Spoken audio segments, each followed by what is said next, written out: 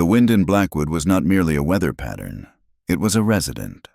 It lived in the gaps between the rough-hewn pine planks of the buildings, whistled through the spokes of wagon wheels, and carried the grit of the high plains into every cup of coffee and every crease of clothing. The town sat exposed on the lip of the territory, a half-finished thought of civilization dropped onto a landscape that did not want it there. To the west, the mountains rose up like a bruise on the horizon, blue-gray and jagged, indifferent to the small, struggling lives playing out in their shadow. To the east, the prairie stretched out flat and brown, a sea of dead grass that hissed when the wind blew. It was late autumn in the year 1889, and the season hung suspended between the dry heat of a brutal summer and the killing freeze of the winter to come. The sky was a hard, pale slate, offering no warmth. In the smallest house at the northern edge of town, Lena Hart woke before the sun. The room was freezing. The fire in the cast-iron stove had died hours ago, leaving the air sharp enough to sting the lungs. Lena lay still for a moment under the thin weight of her quilt, listening to the house settle. She was 28 years old, but in the gray light of dawn, she felt ancient. Her bones ached with a deep, pervasive chill that had nothing to do with the temperature. She sat up and swung her legs over the side of the narrow bed. Her feet found the wooden floorboards, and she suppressed a shiver. There was no time for self-pity. There was only the routine that kept her moving, the mindless mechanics of survival. Lena dressed quickly in the semi-darkness, pulling on a heavy wool skirt that had been mended 3 times at the hem and a bodice that was growing too loose around her ribs. She braided her dark hair with fingers that were red and cracked from lye soap and cold water. She avoided looking at the small, foggy mirror above the wash basin.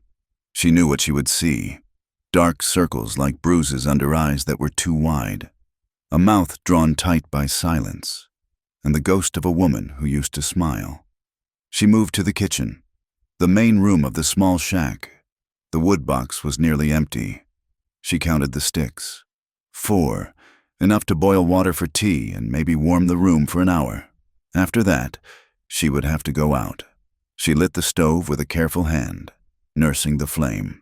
As the water heated, she stood by the window that faced the main road, but she stood back, pressed against the wall where she could see out but could not be seen. The town was waking up. A few men were heading toward the livery stable, their breath puffing in white clouds. A freight wagon rattled past, its wheels churning the half-frozen mud of the street. Lena watched them with a mix of envy and fear. They belonged. They had a place in the rhythm of Blackwood. She was an anomaly. She was the widow Hart, the woman who lived at the edge of town in the house her husband had died in. The woman the town whispered about when they thought she wasn't listening. And sometimes, when they knew she was, she drank her tea black. There was no sugar, and the milk had soured 2 days ago. It was bitter, but the heat spread through her chest, giving her enough courage to face the door. She had work to sell. Over the last week, staying up until her eyes burned in the candlelight. She had embroidered 3 handkerchiefs with delicate violet flowers, and she had mended 2 work shirts for the sprawling ranch south of town. It wasn't much, but it might be enough for a sack of flour and a tin of lamp oil. Lena wrapped her frayed gray shawl around her shoulders, pinned it tight at her throat, and picked up her basket. She took a breath, holding it for a second, then opened the door and stepped out into the wind. The walk to the center of Blackwood was less than a mile, but it felt like running a gauntlet. The main street was lined with false front buildings that leaned slightly, as if tired of standing against the gales. The boardwalks were uneven, the wood gray and splintered. Lena kept her head down, watching her boots step over the ruts. She sensed the eyes before she saw them. 2 women stood outside the millinery shop, their bonnets bobbing as they spoke. Mrs. Gable and Mrs. Vance, pillars of the church, guardians of the town's morality. As Lena approached, their conversation died abruptly. The silence was louder than the wind. Lena tightened her grip on her basket. "Good morning, Mrs. Gable, Mrs. Vance," Lena said, her voice sounding thin to her own ears. "Mrs." Gable offered a stiff nod. Her lips pressed into a line so thin it disappeared. Morning, Mrs. Hart. They watched her pass. Lena could feel their gazes sticking to her back like burrs. She had only gone 3 steps past them when the whispering started, loud enough to carry on the breeze. "Look at that hem, Mrs." Vance hissed. "Dragging in the mud." You would think she had no pride left. Pride is a luxury for the guilty. "Mrs.," Gable replied, her voice dripping with righteous pity. "It is a wonder she can show her face at all, after what that poor man endured." Lena did not stumble, though her knees felt like water. She fixed her eyes on the sign for Crow's General Mercantile and kept walking. Poor man. That was what Silas had become in death. A martyr. A saint who had taken in a quiet girl and been repaid with tragedy. The town had forgotten the bruises Lena used to hide with high collars.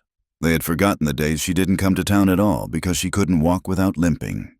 They remembered only the charming Sheriff Hart, who bought rounds at the saloon and tipped his hat to the ladies. She reached the Mercantile and pushed the heavy door open. A bell jingled overhead, a cheerful sound that made her flinch. The store was warm, smelling of roasted coffee beans, cured leather, and sawdust. It was a smell of abundance, of normal life. Elias Crow stood behind the long polished counter, weighing a bag of nails for a ranch hand. Crow was a man in his 50s, with silver hair slicked back with oil and a suit that was always pressed. He was the wealthiest man in Blackwood. A church elder and the holder of the mortgage on Lena's house, he finished with the ranch hand, who tipped his hat to Lena and hurried out. The door clicked shut, leaving them alone.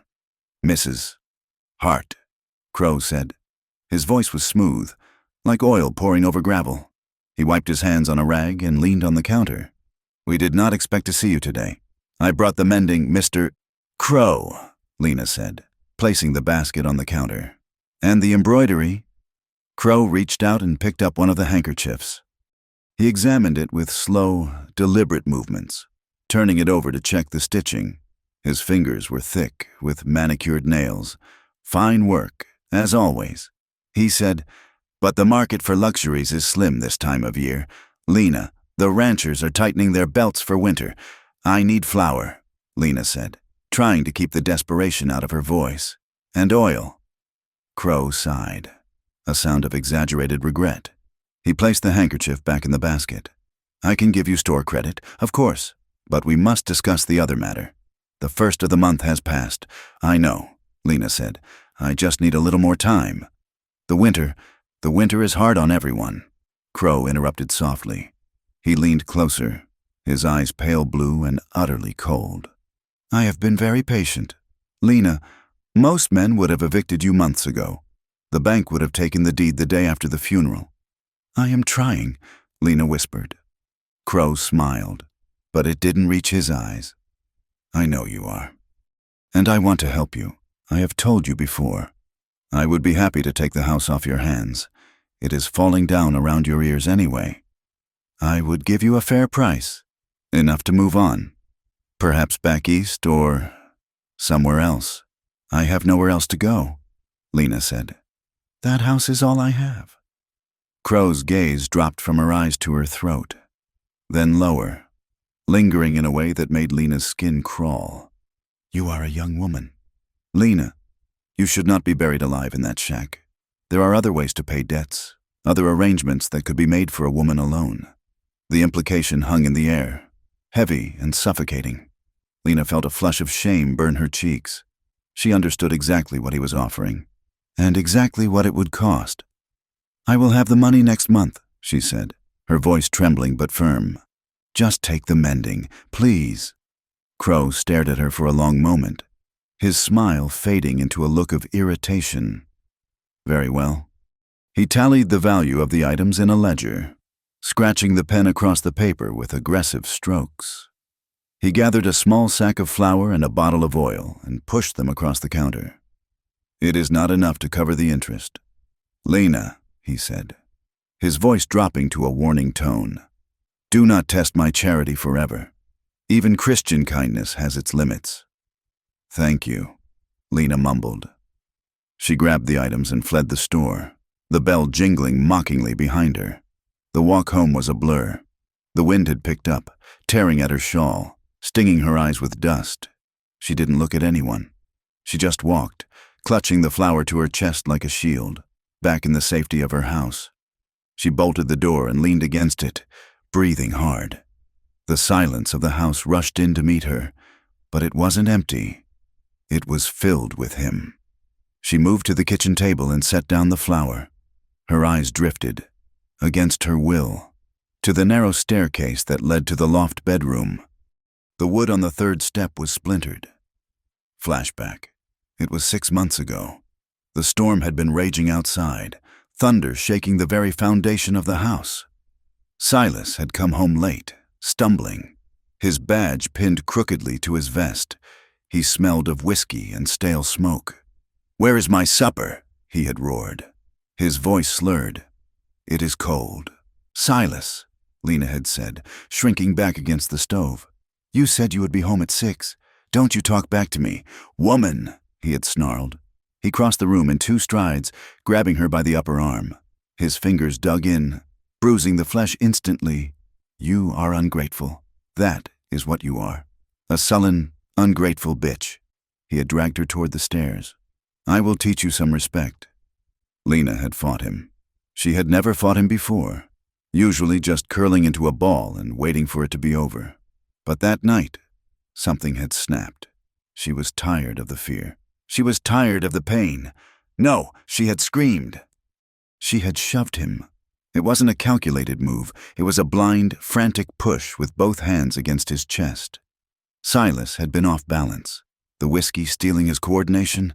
He stumbled back. His heel caught the edge of the rug. He went down backward, hard. His head struck the edge of the third step with a sickening crack that sounded like a branch snapping in winter. He slid to the bottom and lay still.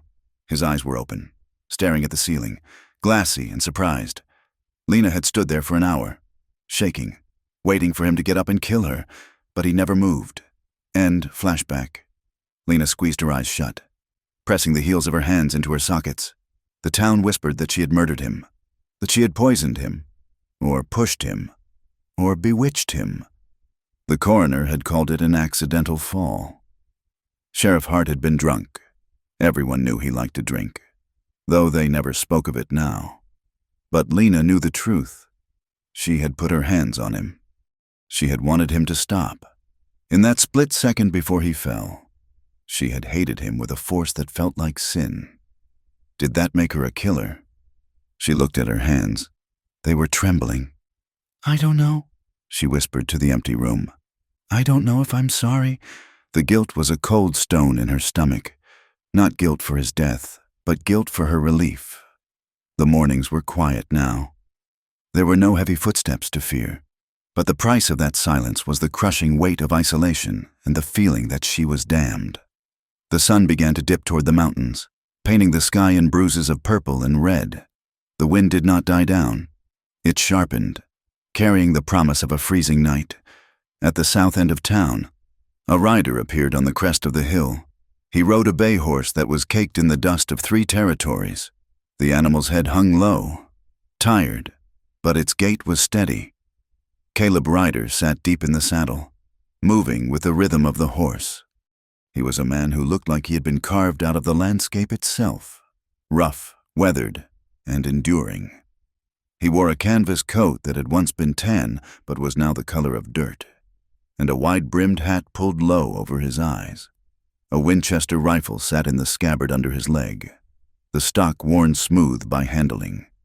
He rode slowly down the main street of Blackwood. His face was a map of hard years. A thin white scar ran from his left cheekbone down to his jaw, disappearing into the stubble of a beard. His eyes were dark, watchful, scanning the street with the habit of a man who expects trouble.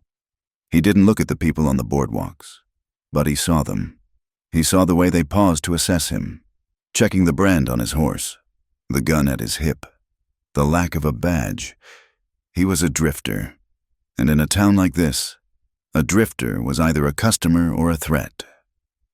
Caleb pulled up in front of the Silver Dollar Saloon. He swung down from the saddle, his boots hitting the frozen mud with a heavy thud. He patted the bay's neck. "Rest easy, boy," he murmured. His voice was gravel, unused to long sentences. He tied the reins to the hitching rail and stepped inside. The saloon was warm, thick with the smell of stale beer and unwashed bodies. A dozen men were scattered around, some at tables playing cards, others leaning against the bar. The conversation lulled as Caleb entered, then picked up again in a lower register.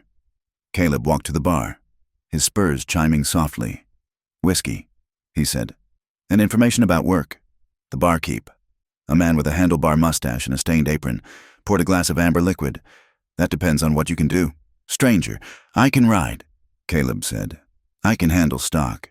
I can fix what's broken. Ranch work is slow right now." The barkeep said, "Most spreads are laying men off for winter, but you might try the livery or hauling freight for Crow." Caleb nodded and took a sip of the whiskey. It burned, going down. A welcome fire. At a table near the door, 3 men were laughing loudly.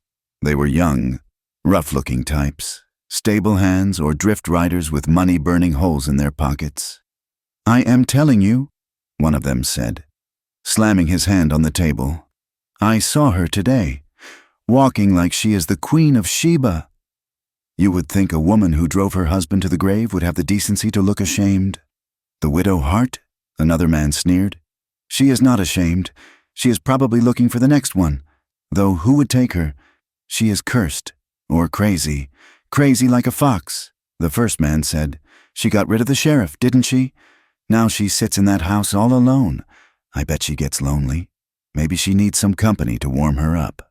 They laughed, a low, ugly sound that made Caleb's hand tighten around his glass.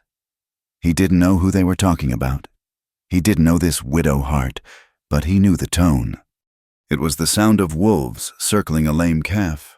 It was the sound of cruelty masquerading as sport. Caleb stared into the mirror behind the bar. He saw his own reflection, the scar, the tired eyes. He had seen enough violence in his life to fill a graveyard. He had ridden with rough men, and he had done things he wasn't proud of to survive, but he had never stomached a bully. He finished his whiskey in one swallow and set the glass down. He didn't say a word.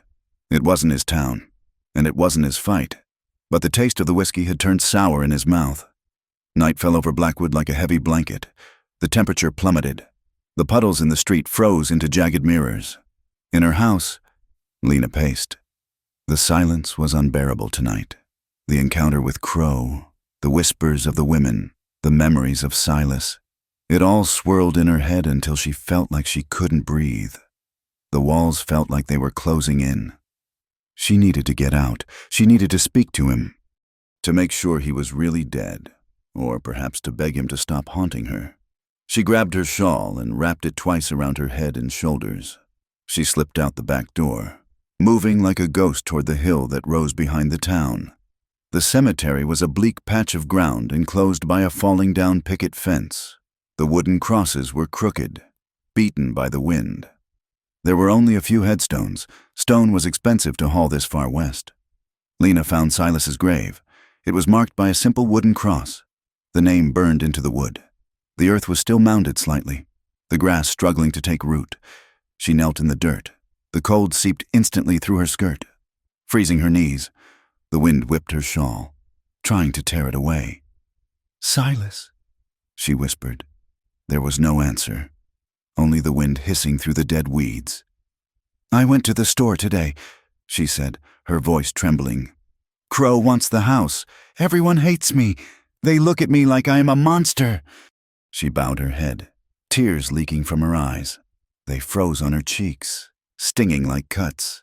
"I tried to be a good wife," she sobbed. "I tried so hard, but you wouldn't stop." "Why wouldn't you stop?" She gripped the rough wood of the cross. "I am glad you are gone," she confessed. The words ripped out of her, raw and bleeding. She clamped a hand over her mouth, terrified. She expected lightning. She expected the ground to open up, but nothing happened. The silence persisted. "I am relieved," she whispered through her fingers.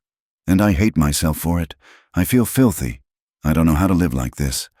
She looked up at the indifferent stars. "I don't want to be alone," she said to the sky. "But I don't deserve anything else." She stayed there until her hands were numb, punishing herself with the cold. Finally, shivering violently, she forced herself to stand. She turned and began the walk back down the hill toward the lights of the town. Her path took her past the back of the livery stable, a sprawling structure of dark wood. The smell of horses and hay hung in the air. As she passed the corner of the corral, shadows detached themselves from the fence. 3 men. They smelled of cheap whiskey and sweat. "Well now, look what the wind blew in," a voice slurred. Lena froze.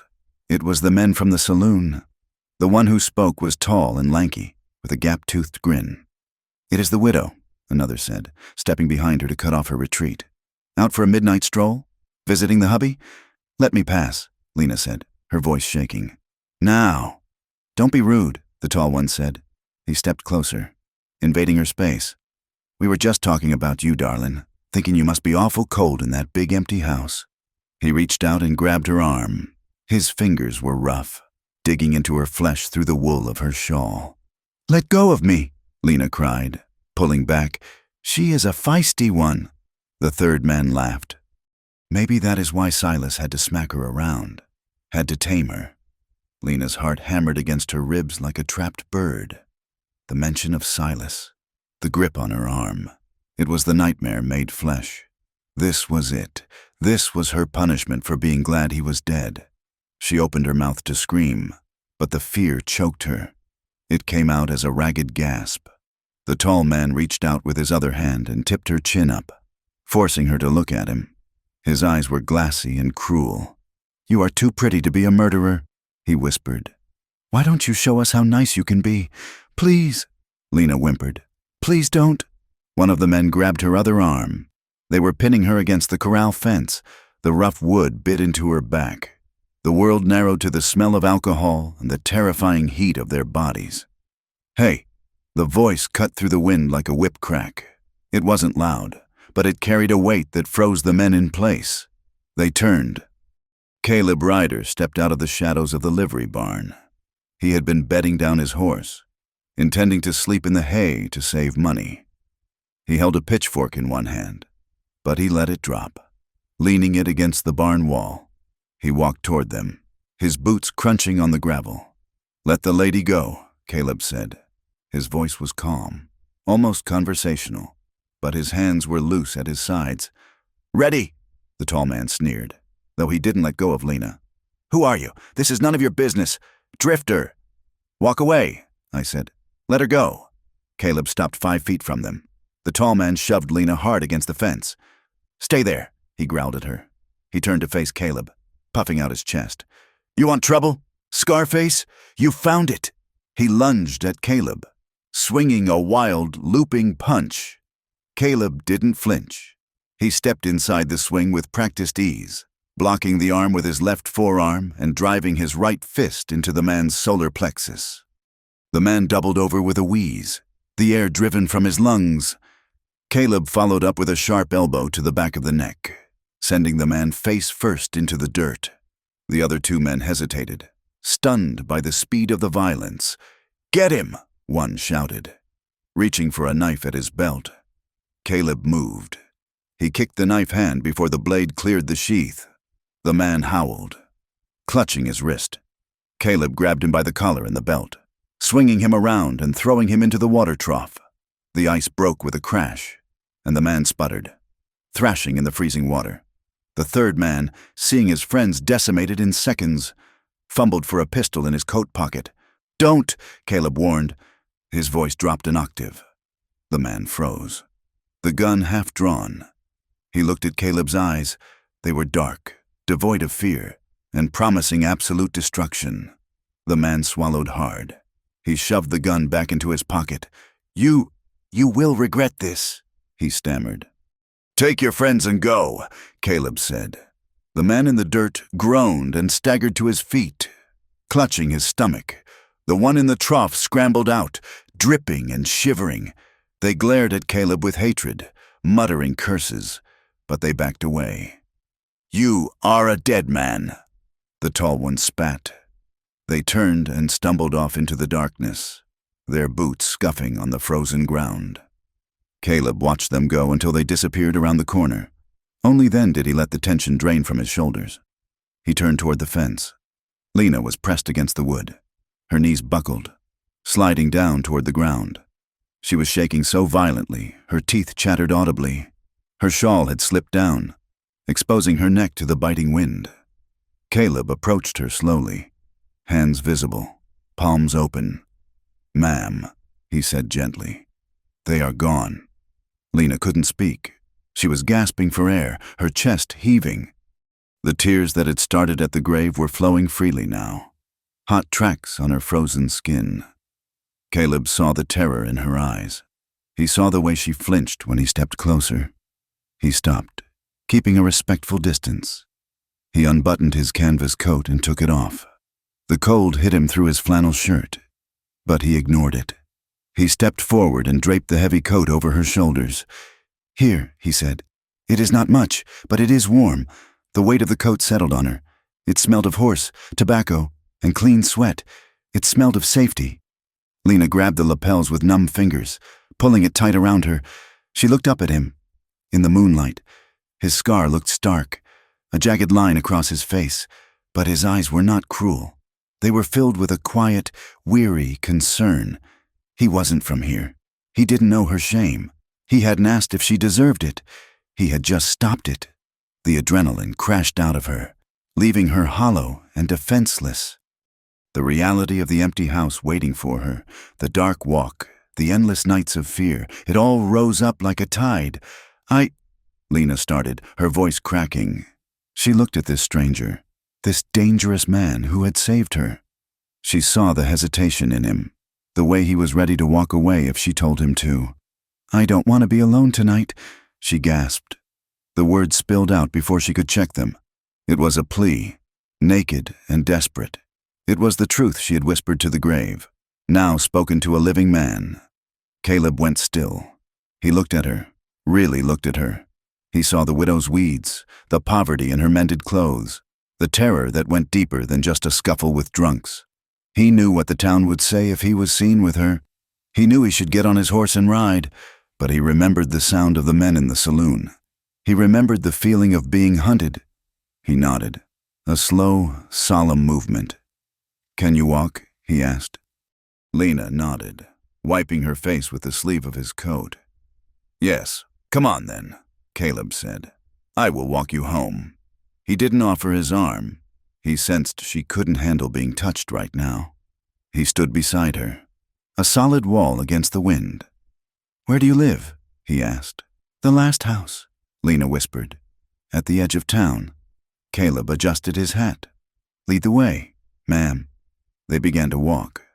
The wind howled around them, kicking up dust, but the silence between them was heavy and thick.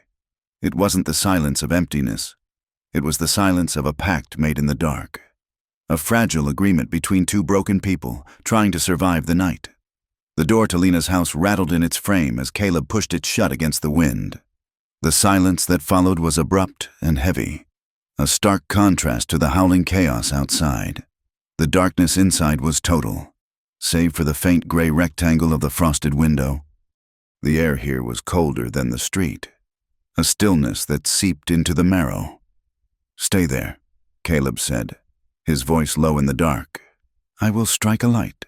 Lena stood by the door, shivering beneath the weight of his heavy canvas coat. She heard the scuff of his boots on the floorboards, the distinct scrape of a match against a rough surface. And then, a sudden flare of yellow light.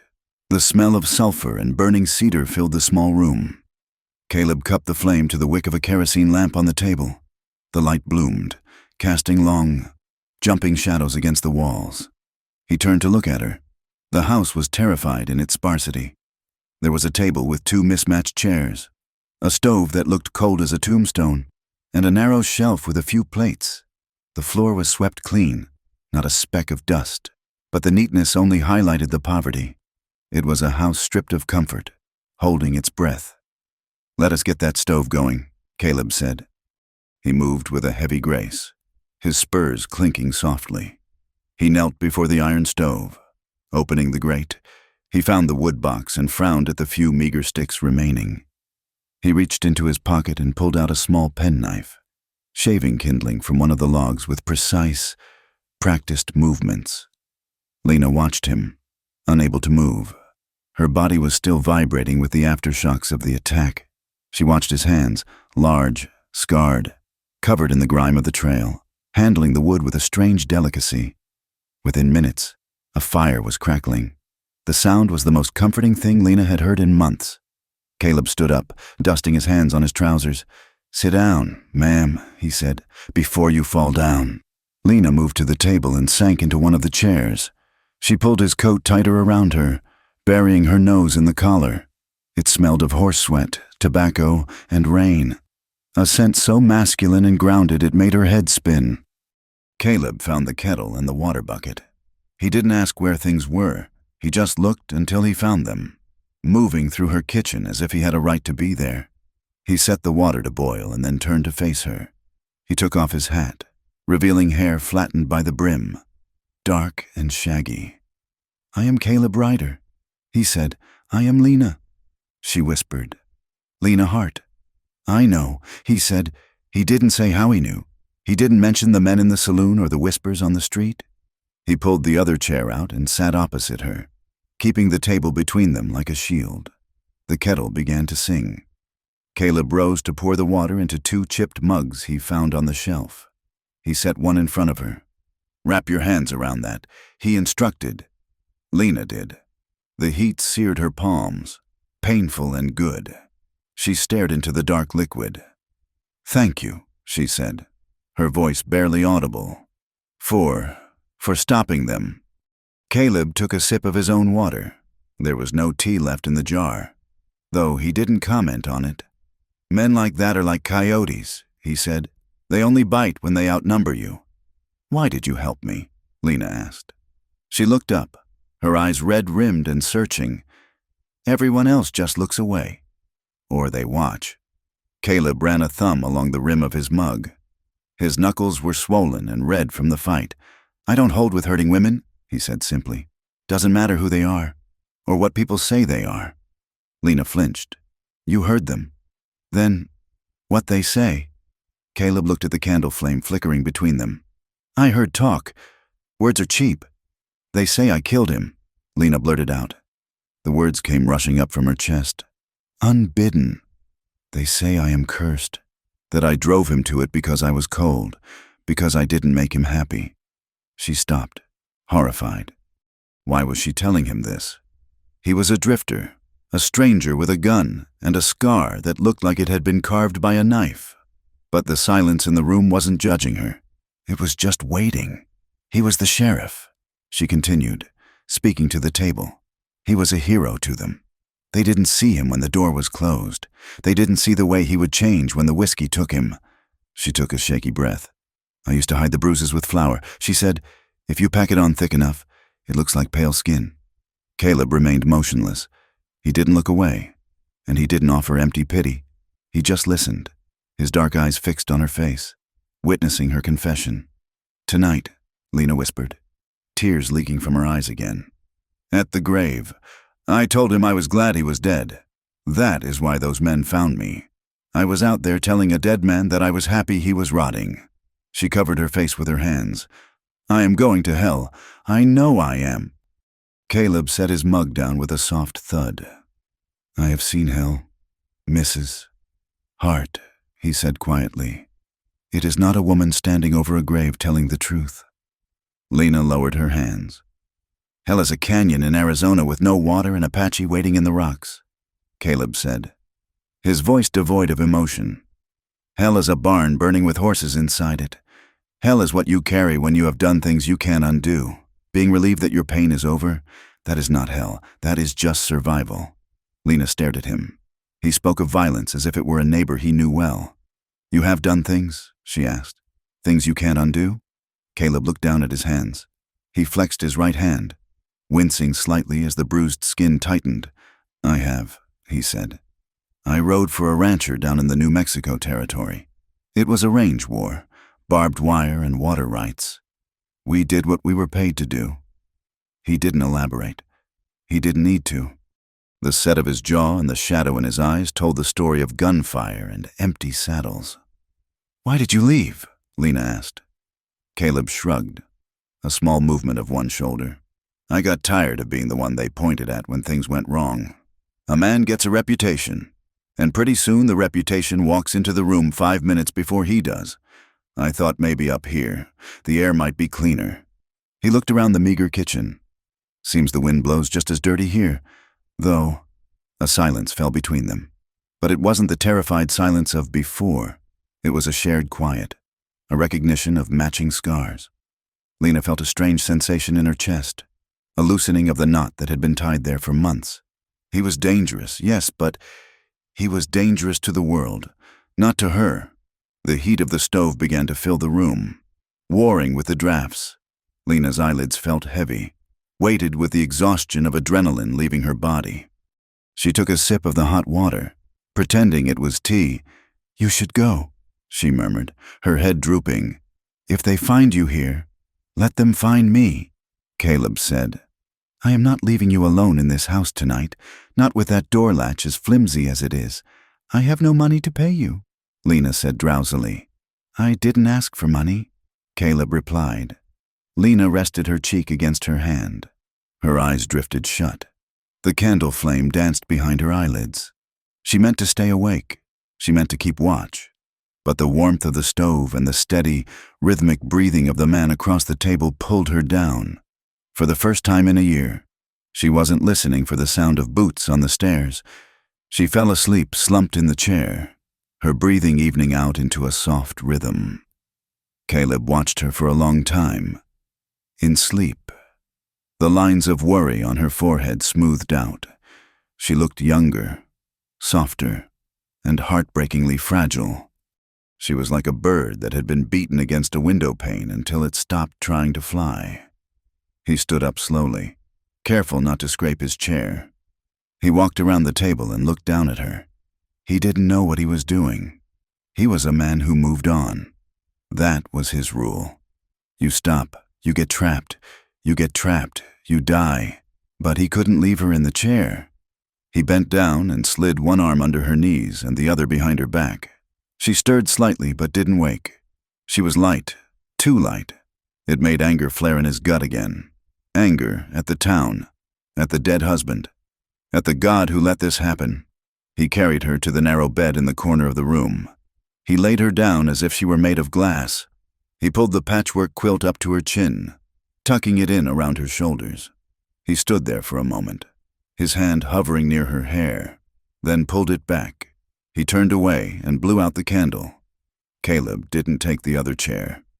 He grabbed his bedroll from the corner where he'd dropped it, unrolled it by the stove, and sat with his back against the wall. He tipped his hat forward over his eyes, crossed his arms, and rested his hand on the butt of the Colt revolver at his hip. He listened to the wind rattling the bones of the house, and he waited for the dawn. Morning arrived not with sunlight, but with a shift in the grayness. The wind had died down, leaving a heavy, sullen silence over the plains. Lena woke with a start. For a second, she didn't know where she was. She was warm. She was in her bed. Then the memory of the night rushed back, the cemetery, the men, the fight. She sat up, clutching the quilt.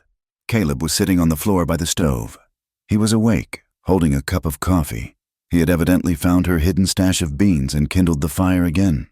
"Morning," he said. His voice was rough with sleep and morning air. Lena stared at him, her hair messy, her cheeks flushed with sleep. "Morning," she stammered. She felt a sudden, hot wave of embarrassment. A man was in her house, a man she barely knew, and yet, beneath the shame, there was a profound sense of relief that the house wasn't empty. "I used the last of your coffee," Caleb said, standing up. He stretched, his joints popping audibly. "I will replace it." "You don't have to," Lena said. You stayed. I said I would." He walked to the window and peered out through the frost that ferned the glass. "The town is waking up. I best be moving before the tongues start wagging harder than they already are." Lena threw her legs over the side of the bed, smoothing her skirt. She felt exposed, yet she didn't want him to go. "Where will you go?" she asked. "Livery," Caleb said. "Going to see if that Smith needs an extra hand? Or maybe the freight office?" He picked up his hat from the table and settled it on his head. He looked at her one last time, his eyes lingering on her face. "Lock the door behind me, Lena." "I will," she said. He opened the door and stepped out into the biting cold. Lena ran to the window. She rubbed a circle in the frost and watched him walk away. He walked with a long, loping stride, his head down against the chill. He looked solitary and unbreakable against the gray morning. A sharp ache bloomed in her chest. It wasn't love. She didn't know him well enough for love. It was the ache of a starving person seeing a feast pulled away. The town of Blackwood did not need a telegraph wire to spread news. It had the church ladies. By 10 o'clock, the story had mutated 3 times. First, Caleb had been seen leaving Lena's house. Then, he had been seen entering it at midnight. By noon, Mrs. Vance was telling the postmaster that Lena had been seen dancing in the street with a gunman while her husband's grave was still fresh. Lena went to the well to draw water and felt the atmosphere shift. It was no longer just disdain. It was active hostility. Men stopped talking when she passed, their eyes hard and speculative. Women gathered her skirts and crossed the muddy street to avoid her. She entertained him. She heard a woman whisper near the dry goods store, "All night, can you imagine?" And him a killer. Another replied, "Birds of a feather." Lena kept her head high, her jaw set, but inside, she was trembling. She hurried back to her house and bolted the door. Caleb found work. It wasn't charity. It was necessity. The livery owner. A man named Silas. No, not Silas. Lena's husband was Silas. The livery owner was a gruff German named Miller. He had seen Caleb handle the drunks the night before. "You treat the horses better than you treat the men, yeah?" Miller had grunted. "Better class of people, horses." Caleb had replied. Miller hired him to break a string of wild mustangs brought in from the basin. It was brutal, bone-jarring work. Caleb spent his days covered in dust, sweat, and horsehair. He was thrown twice, stomped on, and bitten. But by the end of the week, the horses were rideable. He took his pay in coin and credit, and then he went to Lena's. He didn't knock on the front door. He went to the side of the house where the storm shutter hung by one rusted hinge. He brought tools he had borrowed from Miller. Lena heard the banging and came out, wiping her hands on her apron. "What are you doing?" she asked, shielding her eyes from the glare of the winter sun. "Fixing this shutter," Caleb said around a mouthful of nails. "Before the next wind blows it through your window, I can't pay you." "Caleb, you gave me coffee," he said, hammering a nail home with a single, decisive blow. "We are square." It became a pattern. He would work at the livery or haul freight for the mercantile, ignoring Crow's icy glares, and, in the late afternoons, he would drift to Lena's house. He fixed the sagging fence that had let the neighbor's goats into her garden. He patched the leak in the roof that dripped onto her pillow. He chopped a cord of wood and stacked it high against the wall. He never came inside unless invited. And even then, he stayed near the door. He was careful. He knew the town was watching. He knew he was walking a line as thin as a razor. But the distance between them began to shrink. One afternoon, Lena brought him a cup of fresh coffee while he was mending the front step. He was kneeling, his shirt sleeves rolled up despite the cold, exposing the roped muscles of his forearms. She held the cup out. Her fingers brushed his as he took it. The contact was electric. Lena pulled her hand back as if burned. Caleb went still, his eyes snapping to hers. For a second, the air was charged with something that wasn't gratitude and wasn't friendship. "Thank you," he muttered, looking back at the wood. Another day. He was struggling with a stubborn, rusted nail in the door frame. He wrenched it with the claw of the hammer, and the metal snapped. The hammer slipped and banged his thumb against the jamb. "Damn it to hell," Caleb hissed, dropping the hammer and shaking his hand. Lena, who was sweeping the porch, froze. Then, a sound bubbled up from her throat, a giggle, then a laugh, a real, rusty, unpracticed laugh. Caleb looked at her, nursing his thumb, his face thunderous. Then, seeing her eyes crinkled at the corners, the anger drained out of him. A sheepish grin tugged at the corner of his mouth. "It is not funny," he grumbled. "It is a little funny," Lena said, covering her mouth. "You, the big scary gunman, defeated by a nail." Caleb chuckled, a low rumble in his chest. I reckon the nail had the high ground. The sound of their laughter drifted out into the street, a defiant note against the gray silence of the town. The weather turned 2 weeks later. The sky, which had been a flat slate, suddenly bruised purple and black. The wind stopped, and the air grew heavy and static. A prairie thunderstorm. They hit fast and hard in this country. Caleb was up on the roof of Lena's house, replacing a few shingles that had rotted through. He saw the wall of rain coming across the plains, a gray curtain devouring the miles. "You best get down," Lena called from the yard, the wind whipping her hair across her face. "Almost done," Caleb shouted back. He hammered the last nail just as the sky opened up. The rain didn't fall. It was driven sideways like buckshot. It was freezing cold, turning instantly to sleet. Caleb scrambled down the ladder, slipping on the wet rungs. He hit the ground and ran for the porch. Lena held the door open. "Get in!" He tumbled inside, soaked to the skin in seconds. Lena slammed the door against the wind and threw the bolt. The room was dim, lit only by the gray light filtering through the rain-lashed windows. Caleb stood on the rug, water dripping from his hat, his coat heavy and dark with moisture. He was breathing hard from the exertion. Lena stood in front of him. She was breathless too, her chest rising and falling. The storm had brought a sudden, violent energy into the house. "You are soaked," she said. It came on fast. Caleb said.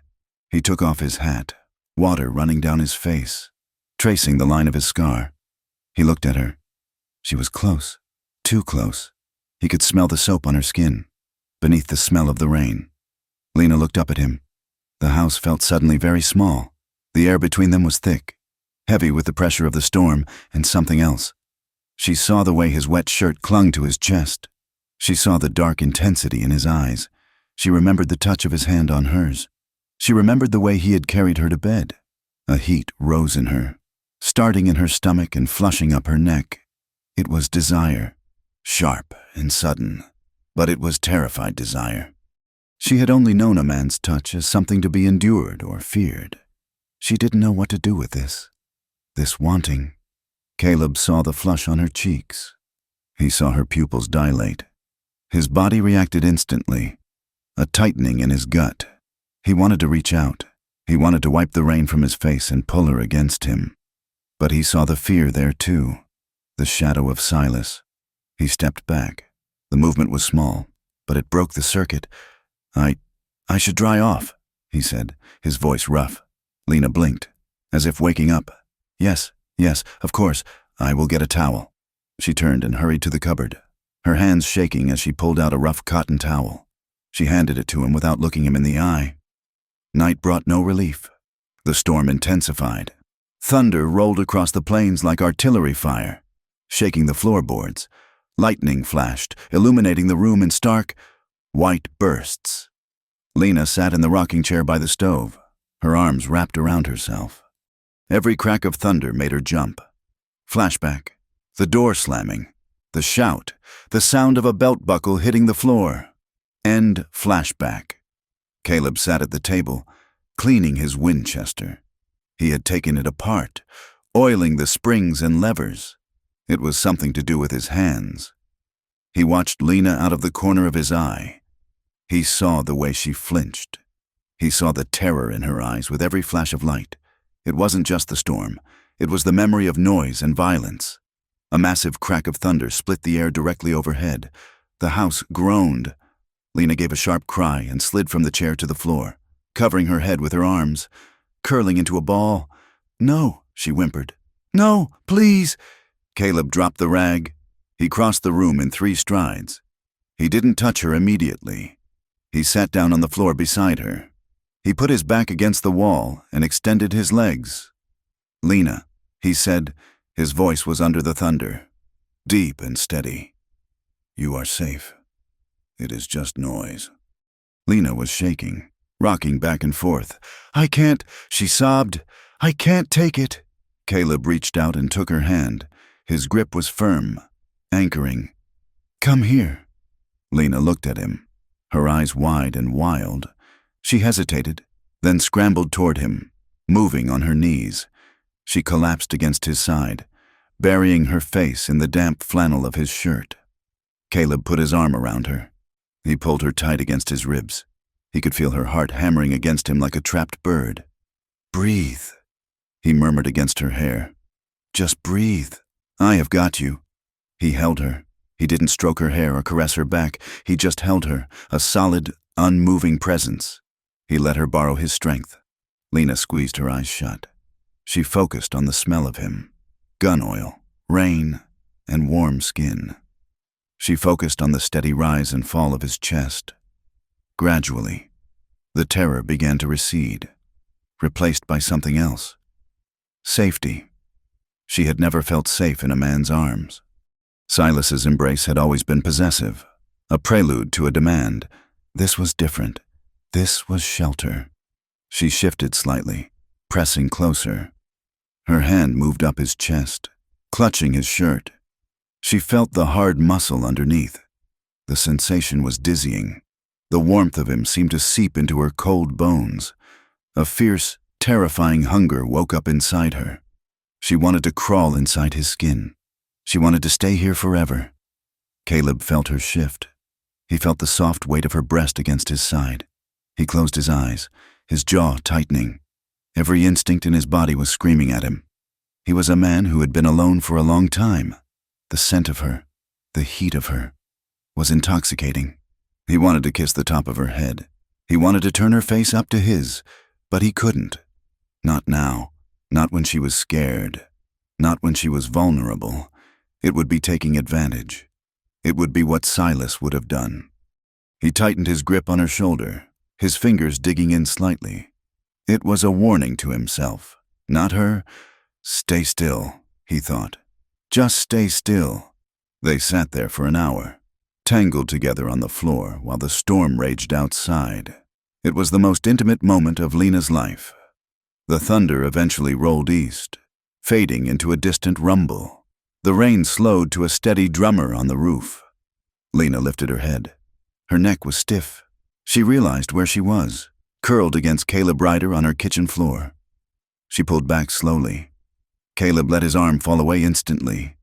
They looked at each other. Lena's eyes were shining, her lips slightly parted. The air between them was so thick it was hard to breathe. She wanted to tell him. She wanted to say, "Don't go." She wanted to say, "I think I could love you." But the word stuck in her throat, shame mixed with the desire. What kind of woman was she? A widow of 6 months? Throwing herself at a drifter? Caleb saw the conflict in her face. He stood up, his movement stiff. He picked up his gun from the table and holstered it. "Storms passed," he said. His voice was hoarse. "Yes," Lena whispered. She stood up too, wrapping her arms around herself, missing his warmth immediately. "I should get back to the livery," Caleb said. "Miller will be wondering if the roof blew off." He walked to the door. He paused with his hand on the latch. He didn't look back. "Good night, Lena. Good night, Caleb." He walked out into the wet, black night. Lena locked the door and leaned her forehead against the rough wood. The house was silent again. But now the silence wasn't empty. It was filled with the echo of his heartbeat, and the terrible, wonderful ache of a heart beginning to thaw. The summons came on a Tuesday, delivered by a boy who swept the floors at the Mercantile. Mr. Crow wished to see Mrs. Hart regarding a matter of urgency. The boy had not looked Lena in the eye when he delivered the message, scuffing his boot in the dirt of her front yard before running off as if the house itself were contagious. Lena dressed with the grim precision of a soldier preparing for a court-martial. She chose her best dress, the black wool one with a high collar that scraped her chin, and brushed her hair until it shone like polished obsidian. She would not go to Elias Crow looking like a beggar, even if that was exactly what she was becoming. The walk to town was a gauntlet of silence. The wind had stripped the last of the leaves from the cottonwoods. leaving them skeletal against the white sky. As she passed the livery, she saw Caleb in the corral, struggling with a roan mare that was showing the whites of its eyes. He saw her. She felt his gaze like a physical touch between her shoulder blades. But he did not wave. They had learned the rules of this game quickly. In public, they were strangers. In the dark, in the quiet of her kitchen, they were becoming something else entirely, something she was too terrified to name. The bell above the door of the mercantile jingled, a cheerful sound that made Lena's stomach turn. The store was empty of customers. Elias Crow stood at the back, near the entrance to his office, wiping his hands on a pristine white handkerchief. "Mrs. Hart," he said. His voice was smooth, cultured, and utterly devoid of warmth. "Please, come into the office. It is private." The office was a small, windowless room that smelled of dry paper, ink, and stale cigar smoke. A large oak desk dominated the space, covered in ledgers. Crow gestured for her to sit in the wooden chair opposite him. He remained standing for a moment, establishing his height, before settling into his leather chair. He opened a ledger, running a thick finger down a column of figures. "I have been reviewing the accounts, Lena," he began. "And I must say, I am concerned. I paid for the flour and the oil," Lena said, her back rigid. "This is not about the flour," Crow said softly. He closed the book. "This is about your future and your reputation." Lena said nothing. She gripped her reticule so tightly, her knuckles turned white. People talk. Lena, a town like Blackwood has nothing to do but work and talk, and lately, the talk has been distressing. "If you mean the rumors about Mr. Ryder helping me with repairs," Lena said, her voice steady despite the trembling in her knees. "Then they are just that, rumors. He is working for his pay. Is he?" Crow raised an eyebrow. The eyebrow was gray and bushy, like a caterpillar, "because the talk is that he is at your house until all hours. That a man with a reputation for violence is finding comfort in the home of our late, beloved sheriff. He is fixing the roof," Lena said, "and the fence, things that have been broken for months." Crow leaned forward, clasping his hands on the desk. It looked like a gesture of prayer, but his eyes were predatory. "I am a man of the church. Lena, I have a duty to the moral standing of this community, and I have a duty to you, as Silas's widow. You are vulnerable. You are alone. It is natural that you might make errors in judgment." He paused, letting the silence stretch until it was uncomfortable. "Your credit is extended as far as it can go. The bank is asking questions about the mortgage. Now, with these scandalous whispers, the church ladies are questioning whether we should be supporting a woman who, how did Mrs. Gable put it, who invites the wolf into the fold. What do you want?" "Mr. Crow?" Lena asked. She was tired of the dance. "I want to help you," Crow said, spreading his hands. "I want to save you from ruin. I am prepared to make you a generous offer." He pulled a document from a drawer and slid it across the desk. "I will buy the house and the land. I will pay off the mortgage entirely, and I will give you enough cash to purchase a ticket east, to St. Louis, perhaps, or Chicago. Somewhere you can start fresh, somewhere no one knows your name or your history." Lena looked at the paper. It was a deed of sale. "And if I agree?" she asked. "If you agree." Crow smiled, showing teeth that looked too yellow in the dim light. "I will speak to the ladies. I will tell them that you are a grieving woman who was taken advantage of by a drifting criminal. I will restore your good name so that you may leave with your head high. And if I refuse?" Crow's smile did not waver, but his eyes went flat and hard. "Then I am afraid I cannot protect you. The mortgage will be called in. The store credit will be closed. And the town, well, the town does not take kindly to women who dishonor the memory of their heroes. You will be destitute, Lena, and you will be entirely alone." Lena stared at him. She saw the trap clearly now. He didn't care about her morality. He wanted the land, he wanted the house, and he wanted the satisfaction of bending her to his will, just as Silas had. She thought of the cold, drafty house. She thought of the leaks Caleb had fixed. She thought of the way the light hit the floorboards in the morning. It was a poor place, a sad place. But it was hers. It was the only place where she was learning to breathe again. No, she said. Crow blinked. I beg your pardon. I said no. Lena said. She stood up. Her legs were shaking, but she forced them to hold her. I will not sell. That house is my home, and I will not be chased out of it by gossip or by you. Crow stood slowly. His face flushed a dark, angry red. You are making a mistake, Mrs. Hart, a grave mistake. You think that drifter can save you? He is nothing. He is a violent animal who will bring you nothing but blood and misery. I will take my chances, Lena said. She turned and walked out of the office, through the empty store, and into the street. She felt Crow's eyes drilling into her back, hot and hateful. She felt the heavy, suffocating weight of the town pressing in on her from all sides. But beneath the fear, there was a spark of something new. Defiance. While Lena was fighting her battle in the Mercantile, Caleb was facing his own tribunal in the middle of Main Street. He had just finished loading a wagon for the trip to the mining camp when Marshal Tom Avery stepped out of the barber shop. Avery was a tall man, thin as a rail, with a mustache that drooped over the corners of his mouth. He wasn't a bad man, Caleb reckoned, but he was a weak one. And weak men with badges were often the most dangerous kind. Ryder, Avery called out. Caleb paused, wiping his hands on a rag. Marshal? Avery walked over, hitching his gun belt up. He looked tired. I had a telegram this morning, from a lawman down in San Saba. Caleb's face remained impassive, a mask he had perfected over years of poker games and interrogations. Is that so? Seems there was a bit of trouble down there a few years back, Avery said, watching Caleb closely.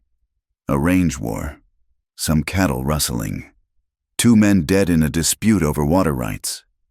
Caleb said nothing. He threw the rag into the back of the wagon.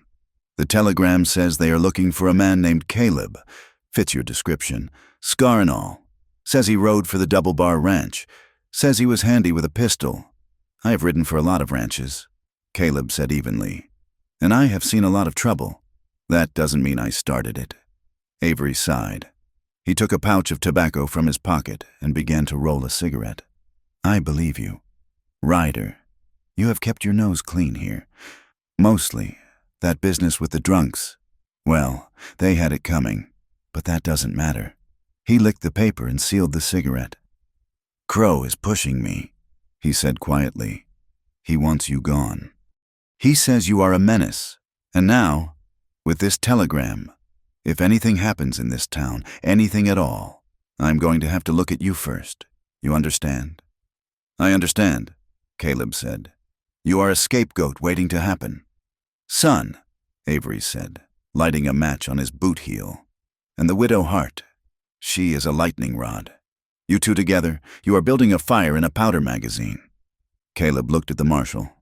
There was no malice in Avery's eyes, only a weary pragmatism. If I were you, Avery said, exhaling a plume of blue smoke, I would saddle that bay horse and ride north, before the snow closes the passes. Caleb watched the marshal walk away. The wind cut through his coat, chilling the sweat on his back. He knew Avery was right. Every day he stayed. He put a target on his back. And worse, he put a target on Lena. He looked toward the north edge of town, where the small house sat huddled against the prairie.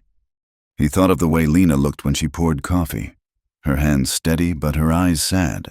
He thought of the silence they shared, which was the only peace he had found in 10 years. To leave was to survive. It was what he had always done.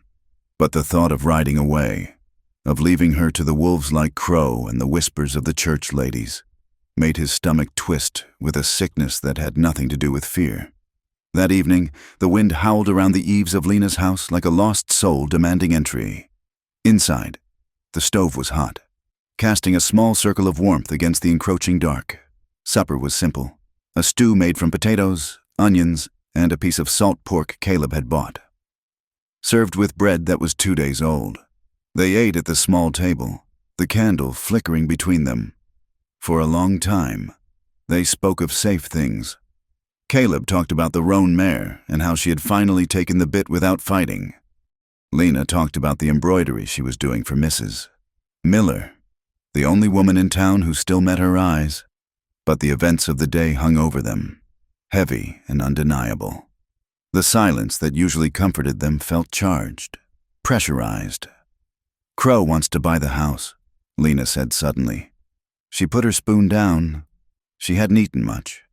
Caleb looked up, his eyes dark in the shadow of his brow. "Did he offer a fair price?"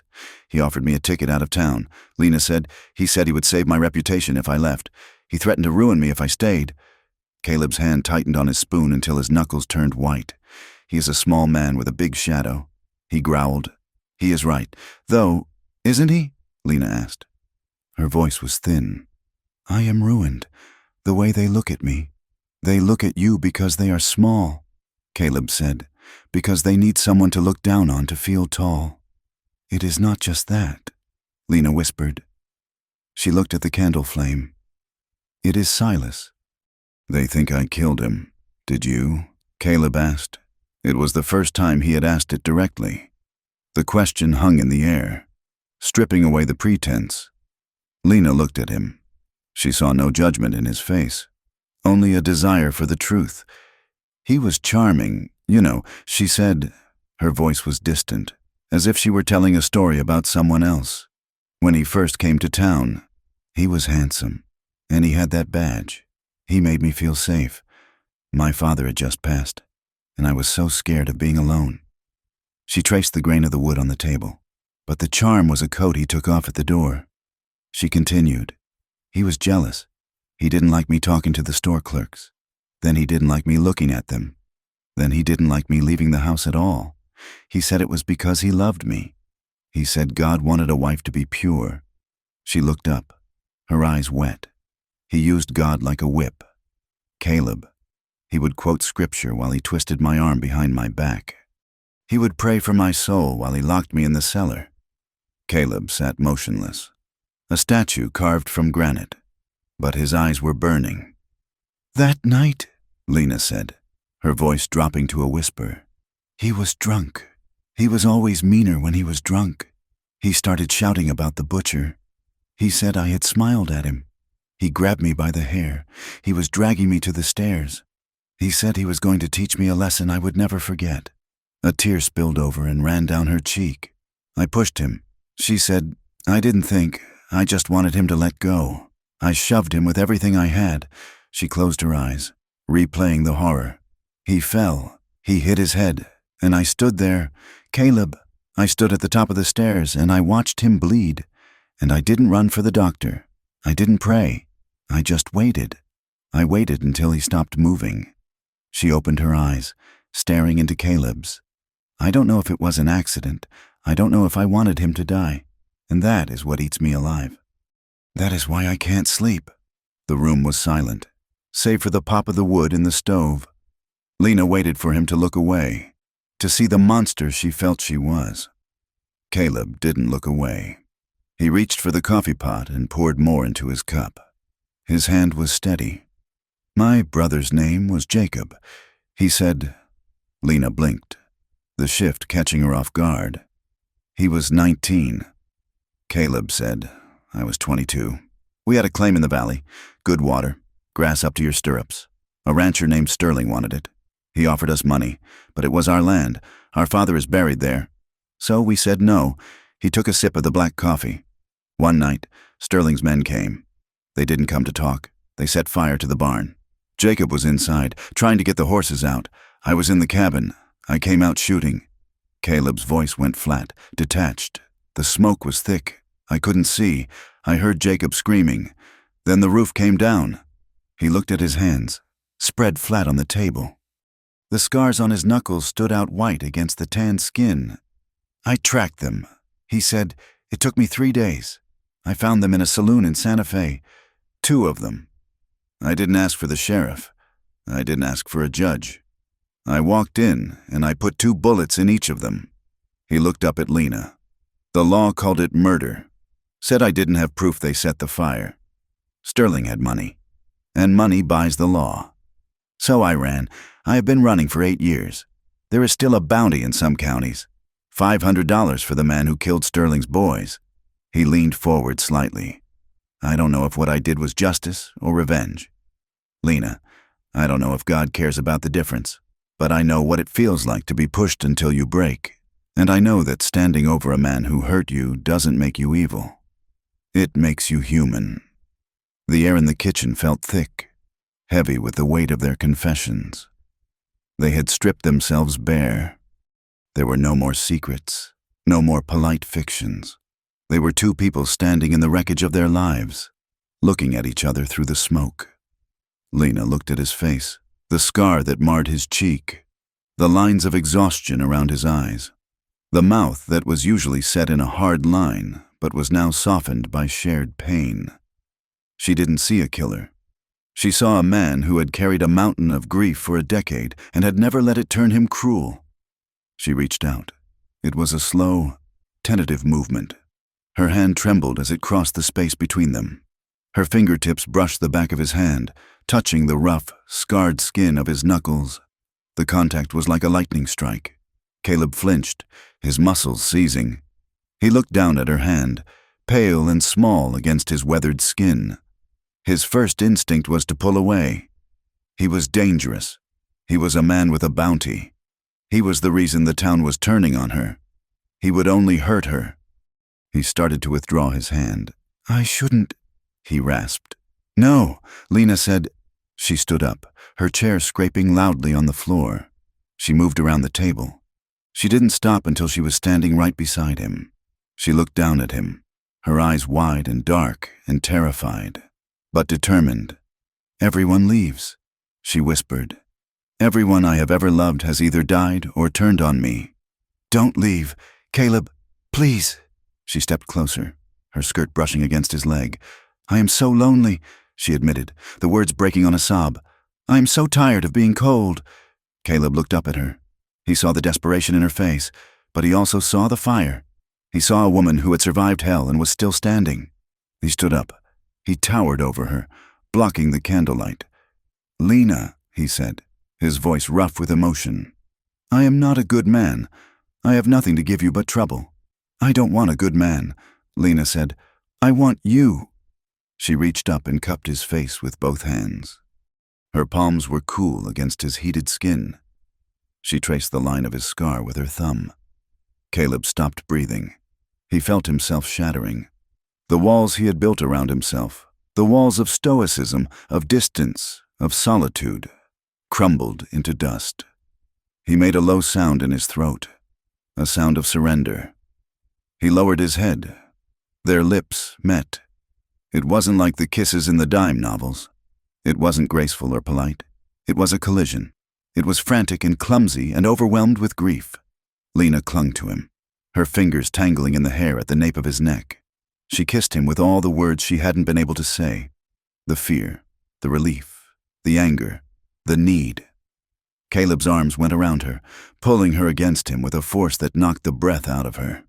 He held her as if she were the only solid thing in a world that was falling apart. He kissed her deeply, tasting the salt of her tears and the sweetness of her breath. The kiss broke, only for a second, so they could breathe. Their foreheads rested against each other. Caleb, Lena whispered, her voice shaking.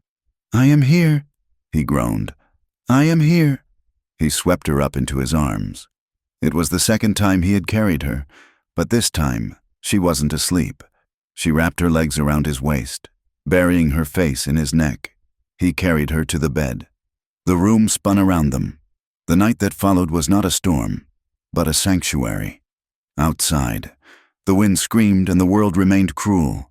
But in the narrow bed, under the patchwork quilt, there was a hushed, sacred tenderness. They touched each other with a reverence that bordered on worship. Caleb's calloused hands moved over her skin not to take, but to memorize. He traced the curve of her spine, the softness of her waist, treating her body like something precious that had been mishandled for too long. Lena wept, quietly, when he kissed the hollow of her throat. She wept because for the first time, a man's touch didn't hurt. It didn't demand, it asked. They made love slowly, eyes open, watching each other. It was an act of reclamation. They were reclaiming their bodies from the violence of the past. They were reclaiming their hearts from the numbness of survival.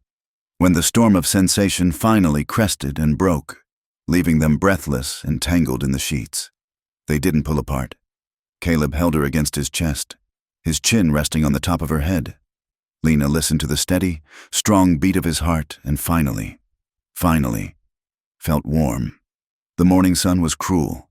It streamed through the window without apology, illuminating the dust motes dancing in the air and the reality of what they had done. Lena woke first. She lay still, feeling the heavy weight of Caleb's arm across her waist. The fire in the stove had died down to embers. The room was cold again. Memory washed over her, bringing a complicated tide of emotions. There was a glowing, golden joy in the center of her chest. She felt alive, truly alive, for the first time in years. But wrapping around that joy was a cold vine of terror. She was a widow. He was a drifter with a shadowed past. The town already hated them. God. She didn't know what God thought, but she knew what the Reverend would say. Adulteress, harlot, sinner. She looked at Caleb's sleeping face. He looked younger in sleep. The tension eased from his jaw. She had doomed herself. She knew it. If this came out, and in Blackwood, everything came out, there would be no mercy. Caleb stirred. His eyes opened, instantly alert. The habit of a hunted man. He saw Lena watching him. For a moment, his eyes were soft. Then, the memory of the night returned, and with it, the guilt. He sat up, pulling the sheet away, exposing his scarred back to the cold air. He rubbed his face with his hands. "Lena," he said, his voice thick. Caleb turned to look at her. His face was pained. I took advantage. He said, you were vulnerable. I shouldn't have." "Don't," Lena said sharply. She sat up, clutching the quilt to her chest. "Don't you dare say it was a mistake." Caleb looked at her helplessly. "Look at where we are. Lena, look at what I am. Avery warned me yesterday. He said I am a danger to you. And he was right. If I stay, if this continues, they will destroy you to get to me." "I don't care," Lena said. "You should care," Caleb said, his voice rising. "You have a life here. You have a home. I can saddle my horse and be gone in an hour. I can ride north. I can lead the trouble away from you." "Is that what you want?" Lena asked. Her voice was quiet, deadly calm. "Do you want to ride away?" Caleb looked at the door. He looked at his gun belt hanging on the chair. Then he looked back at Lena. He looked at her dark hair tumbling over her shoulders, her pale skin, the fierce light in her eyes. "No," he whispered. "God help me. No. I would rather cut off my hand than leave you." "Then stay," Lena said. "But the town, let them talk," Lena said. "Let them whisper. We will be careful. We will be discreet. But I will not go back to being alone. I won't do it." She reached out and took his hand. "We have each other, Caleb. That has to be enough." Caleb looked at their joined hands. He felt the trap closing around them. Crow, Avery, the past, the bounty. He knew, with a fatalistic certainty, that this would not end well. The world didn't let people like them be happy. But as he looked into Lena's eyes, he knew he couldn't leave. He was bound to her now, by blood and by love. "Okay," he said softly. He leaned in and kissed her, a gentle, lingering seal on their pact. "We will hide it," he said. "We will keep it a secret, a flame in a lantern." Lena nodded, resting her forehead against his. But outside, the wind was picking up again, rattling the shutters, searching for a crack to let the cold in. And the town of Blackwood was waking up, hungry for a sin to punish. The morning sun that rose over Blackwood was pale and watery, offering no heat to the frozen mud of the main street. But the chill in the air was nothing compared to the frost that had settled over the town's spirit. It had started with a curtain twitching. Mrs. Gable, whose house offered a view of the lane leading to Lena's shack, had been awake before dawn, nursing a toothache. She had seen the shadow detach itself from Lena's door. She had seen the tall, broad-shouldered silhouette of Caleb Ryder slip into the gray morning mist. She had seen him pause, look back at the house, and then stride away toward the livery. By the time the sun was high enough to cast shadows, the story had flown from Mrs. Gable's front porch to the church steps, and from there to the general store. It grew teeth as it traveled. It was no longer a shadow. It was a brazen parade. It was no longer a morning departure. It was the conclusion of a night of debauchery. Lena walked into town at 10 o'clock to deliver the finished embroidery to Mrs. Miller. She felt the change instantly. The silence that greeted her was not the usual awkward avoidance. It was sharp, pointed, and aggressive. Two men stood outside the saloon, leaning against the hitching post. One of them, a ranch hand with a face pitted by smallpox, spat a stream of tobacco juice onto the boardwalk as she passed. "There she goes," he said, his voice loud enough to carry, "the weeping widow. Although I hear she is done weeping." His companion snickered, a low, wet sound. "I reckon she found a way to dry her tears. Nothing like a killer to keep a bed warm, is there?" Lena kept her eyes forward, her spine rigid, her face burned. She clutched her basket until her fingers ached. She could feel their eyes on her hips, on her neck, stripping away her dignity with crude speculation. She reached Mrs. Miller's house, her heart hammering against her ribs. Mrs. Miller opened the door, but she did not invite Lena inside. Her face was pale, her eyes darting nervously toward the street. "Here is the money." "Lena." "Mrs." Miller said, pressing a few coins into Lena's hand.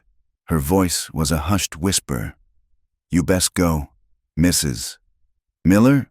Lena asked, confused. "Is something wrong with the work?" "The work is fine," the older woman said, glancing over Lena's shoulder. "But I cannot have you here. Not today, Mr. Miller says. He says it is not right. He says we cannot be seen condoning open sin. Open sin." The words struck Lena like a physical blow. "Please, Mrs. Miller," Lena whispered. "I have done nothing wrong. Mrs. Miller looked at her with a mixture of pity and judgment. "You had a man in your house all night. Lena, a man who is not your husband. A man with blood on his hands. You can call it what you like. The town calls it what it is." She closed the door. The click of the latch was final. Lena turned and walked away, her vision blurred by tears of humiliation. She did not know where to go. To go home was to hide, and she was tired of hiding, but there was nowhere else. As she passed the mercantile, the boy who swept the floor stepped out. "Mr. Crow wants to see you," he mumbled, looking at his boots. "Now." Lena took a breath, steeling herself. She walked into the store. The air inside was thick with the smell of spices and judgment. Elias Crow was waiting for her, standing by the counter with his arms crossed over his chest. He looked like a vulture perched on a fence post. "Mrs. Hart," he said. "What do you want?" "Elias?" Lena asked. She did not use his title. She was past politeness. Crow's eyes narrowed slightly. "I see the shame has not humbled you yet. Perhaps you do not realize the gravity of your situation." "I realize that this town has nothing better to do than gossip," Lena said. "This is not gossip," Crow snapped. "This is fact. You are harboring a dangerous man. You are engaging in immoral behavior while living in a house that I practically own." He walked around the counter, encroaching on her space. He smelled of bay rum and stale cigar smoke. "Marshal Avery was here this morning," Crow said, his voice dropping to a conspiratorial murmur. "He is under a lot of pressure. Lena, the decent people of Blackwood are demanding he take action. There is talk of charges, solicitation, harboring a criminal, moral turpitude." Lena felt the blood drain from her face. "They cannot arrest me for having a guest. They can arrest you for anything if the town demands it," Crow said. "And they are demanding it." He took a step closer. Lena backed up until her heels hit the display of canned peaches. "However," Crow said, his voice turning oily, "I am a forgiving man. I believe in redemption. I can stop Avery. I can silence the church ladies." "How?" Lena asked, though she already knew the answer. "Publicly denounce him," Crow said, "Stand up in church this Sunday and say that he forced his way in. Say that you were afraid. Say that you want him gone. And sell me the house. Today. Sign the deed. You will leave town, of course. I will give you enough for the stagecoach and a fresh start." He reached out and took her hand. His palm was damp. He squeezed her fingers, his thumb rubbing over her knuckles in a way that made her skin crawl. "You need a protector. Lena, you have always needed a strong hand to guide you. Silas knew that. I know that. If you are nice to me, if you show me the proper gratitude, I can make sure you are taken care of." Lena looked at him.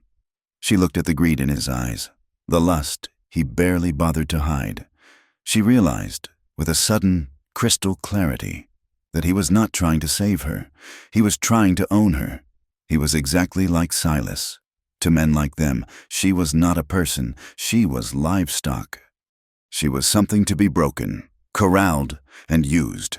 Something inside her, a piece of steel she had forged in the fires of her marriage, snapped into place. "Let go of my hand," she said. Crow blinked, surprised by the ice in her tone. "I said, let go." He dropped her hand, stepping back with a scowl. "You are making a mistake." "No," Lena said. "The mistake was thinking I could ever find mercy in a man like you. I will not denounce him. I will not sell my home, and I will never, ever submit to you." Crow's face turned a mottled purple. "You will regret this," he hissed. "By tomorrow, you will be begging me to help you, and the price will be much higher." "I would rather starve," Lena said. She turned and walked out. She held her head high, ignoring the stares of the customers. She felt sick to her stomach, terrified of what was coming. But she also felt free. Night fell like a hammer blow. The wind howled around the small house, rattling the loose shutter that Caleb had fixed. Inside, Lena sat by the stove, her sewing in her lap, but her hands were idle. Caleb was not there. He was at the livery, working late to avoid causing more trouble, though they both knew the damage was done.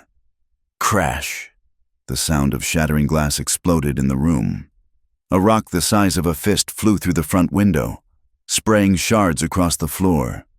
Lena screamed, throwing her hands up to protect her face. A jagged piece of glass sliced across her left palm. She fell out of the chair, scrambling backward into the corner. The wind rushed in through the broken pane, carrying the freezing cold and the sound of running footsteps. She looked at the rock sitting on her rug. It was wrapped in a piece of paper. Trembling, she crawled forward. Blood dripped from her hand, staining the floorboards. She unwrapped the paper. One word was scrawled in charcoal, jagged and hateful. Harlot. The door burst open. Caleb stood there, his chest heaving, his gun already drawn. He had heard the crash from the street as he walked toward the house. "Lena!" he shouted. He saw her on the floor, the blood on her hand, the shattered window. His face changed.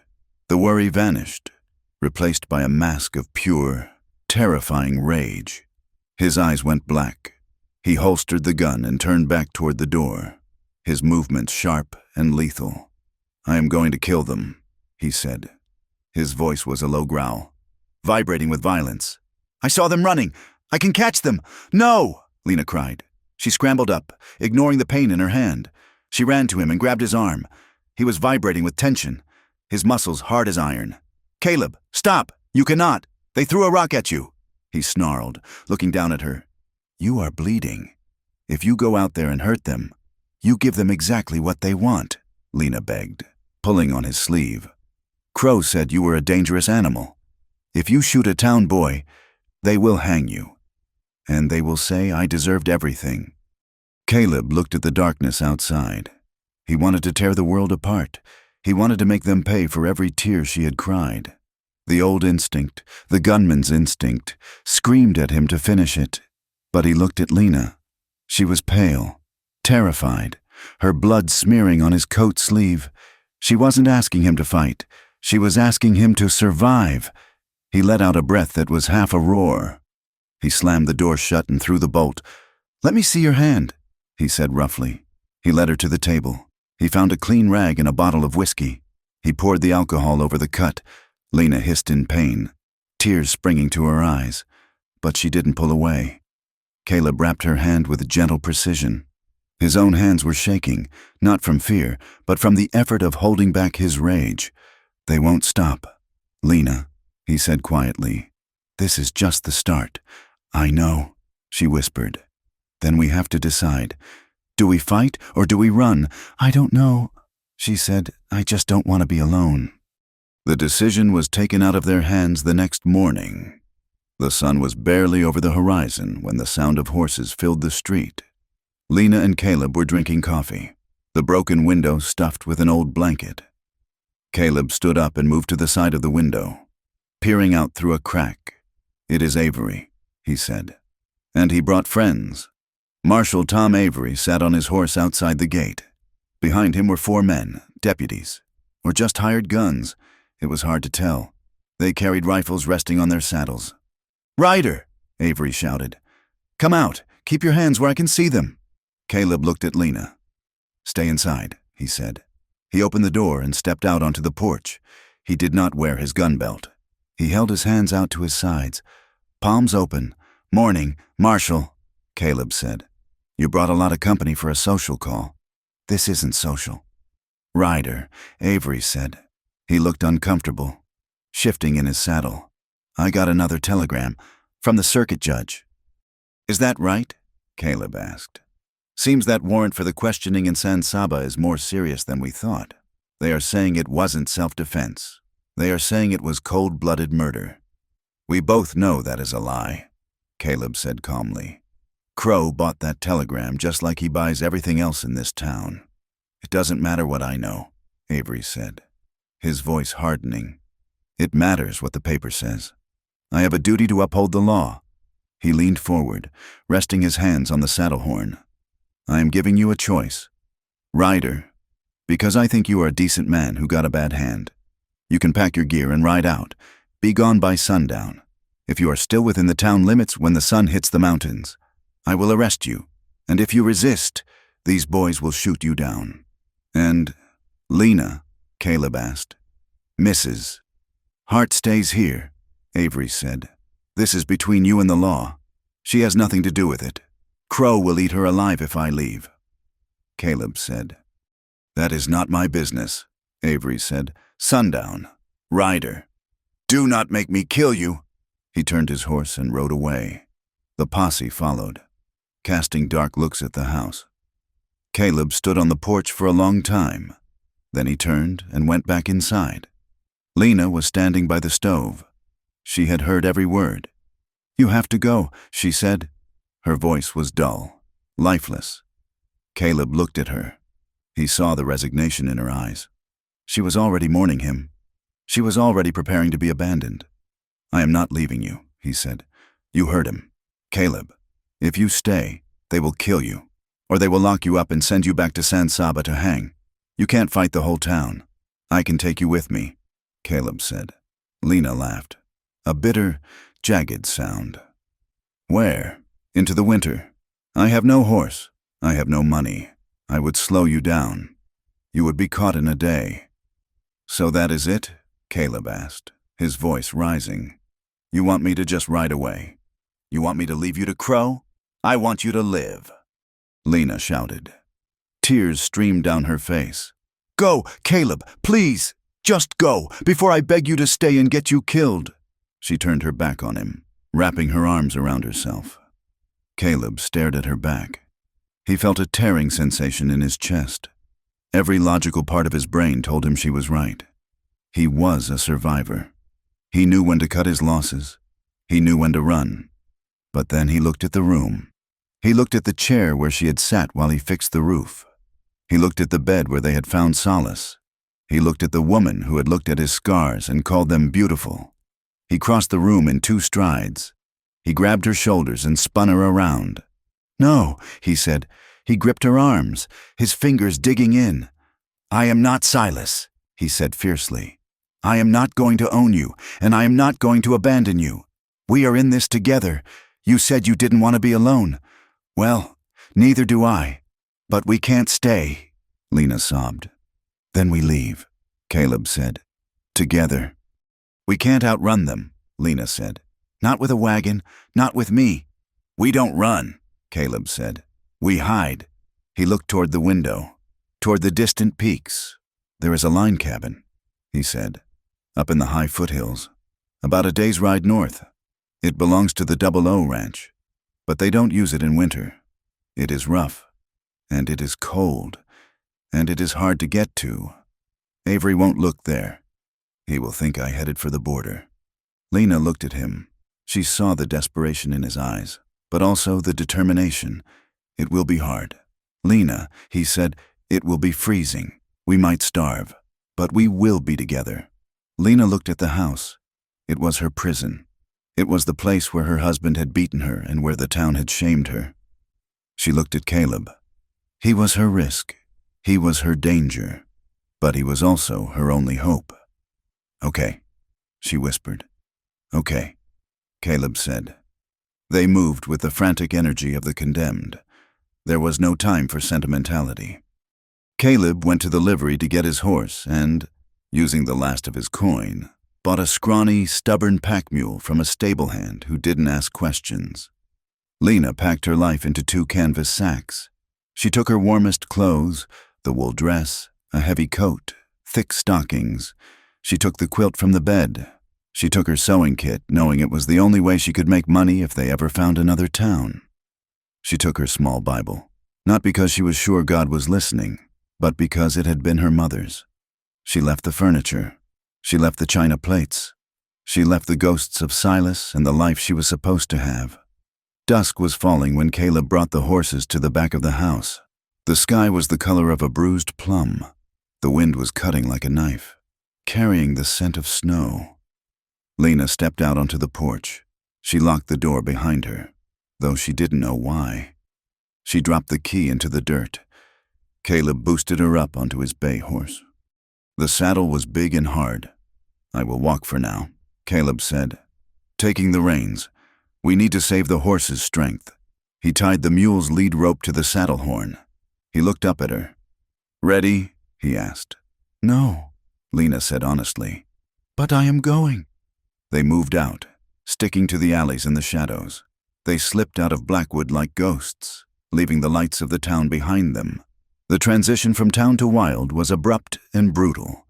As soon as they cleared the last fence, the landscape opened up around them, vast and indifferent. The ground was hard as iron, ringing under the horses' hooves. The streams they crossed were frozen solid, the ice cracking ominously under the weight of the animals. The wind was a constant physical assault. It tore at their clothes and stung their eyes. Lena huddled in the saddle, wrapped in the quilt, but the cold found every gap. They rode for hours in the dark. Caleb walked ahead, his head down, leading the horse through the scrub brush and dry creek beds. He navigated by the stars and by memory, moving with a relentless, driving pace. Wolves howled in the distance, a lonely, hungry sound that made the horse pin its ears back. Lena shivered, not just from the cold. She felt small. She felt like a speck of dust on the face of an uncaring world. It was well past midnight when the terrain began to rise. They climbed into the foothills, the path narrowing, the trees becoming thicker and darker. "There," Caleb said, his voice raspy. Lena looked up, nestled against a rock face. Half buried in a drift of old snow was a cabin. It was small, made of rough logs, with a roof that sagged in the middle. They reached the door. Caleb lifted Lena down. Her legs were so numb she collapsed, and he had to catch her. "Easy," he said. He held her up until she found her footing. He pushed the door open. It shrieked on rusted hinges.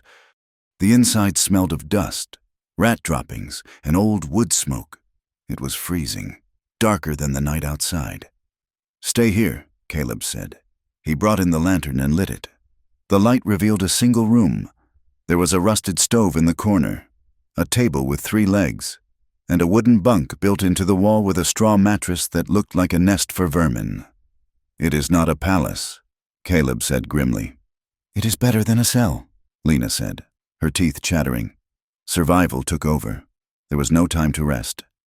Caleb went back out into the dark to tend to the horses and chop wood from a fallen pine he had spotted. Lena found a broken broom in the corner and swept the rat droppings out the door. She found a stash of dry moss and leaves in a box and began to stuff them into the cracks between the logs where the wind whistled through. Caleb returned with an armful of wood. He built a fire in the stove, nursing the small flame until it caught the logs. The metal ticked and groaned as it heated up. Smoke leaked into the room before drafting up the chimney. But to Lena, it smelled like heaven. It smelled like heat. They worked in silence for an hour, securing their fortress.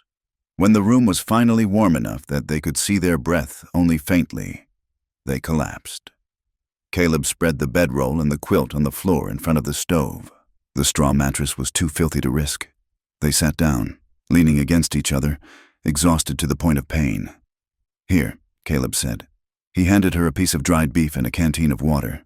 They ate in silence, the firelight dancing on the rough walls. The wind screamed outside, trying to find them, but for now, they were safe. The isolation was total. There were no neighbors to spy, no crow to threaten, no Avery to arrest. There was just the two of them, stripped of everything but their bodies and their breath. Caleb looked at Lena. Her face was dirty, her hair tangled, her eyes shadowed with fatigue. "We made it," he said softly. Lena looked at him. She reached out and touched his arm. "Thank you," she said. "For what? Dragging you into the wilderness? For choosing me," she said. The words hung in the air. Caleb turned to her. The intensity in his eyes made her breath catch. He didn't say anything. He reached out and pulled her into his lap. She went willingly, wrapping her arms around his neck. She pressed her face into the crook of his shoulder, inhaling him. He smelled of pine sap and cold air and horse. This wasn't like the night in her bed. That had been desperate, a frantic clutching at life. This was different. This was a confirmation. Caleb ran his hands down her back, warming her. He pulled back slightly to look at her face. He scanned her eyes, searching for regret, for fear. "Are you all right?" he asked. "I am freezing," Lena said, "and I am terrified, and I am tired. But I am not alone," she whispered. Caleb kissed her. It was a slow, deep kiss, tasting of smoke and promise. He laid her back on the blankets. He moved over her, his weight heavy and comforting. He paused, holding himself up on his elbows. "Tell me to stop," he said. "If you want to stop, tell me. I don't want to stop," Lena said. "I want you to make me forget the cold." They came together with a fierce, deliberate hunger. It was an act of defiance against the wind, against the town, against the emptiness of the landscape. Every touch was a claim. "I am here. You are here. We are alive." Lena clung to his shoulders, feeling the scars under his shirt. She pulled the shirt up, needing to feel his skin. Later, when the fire had burned down to glowing coals and the room was filled with a soft, orange light, they lay tangled together under the quilt. Lena traced the long, jagged scar on his ribs with her fingertip. "This one?" she asked softly. "Knife fight in Abilene," Caleb murmured. His eyes closed. "Drunk drover thought I cheated at cards. And this one?" She touched a round, puckered mark on his shoulder. "Bullet," he said. "That was the range war." She traced the scar on his face. "And this?" Caleb opened his eyes. He looked at her hand on his cheek. "Barbed wire," he said. "A horse spooked. I got caught in the fence. I was 16. He took her hand and kissed her palm, right over the bandage where the glass had cut her. "What about this one?" he asked. Lena looked at the bandage. "Blackwood," she said. "That is the mark Blackwood left on me. And this?"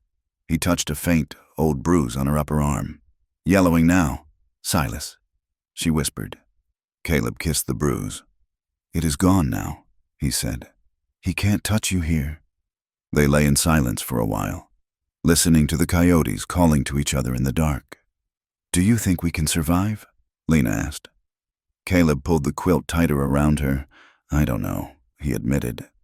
"The winter will be hard. We have enough food for maybe 2 weeks. If the snow gets deep, We will be trapped. He paused.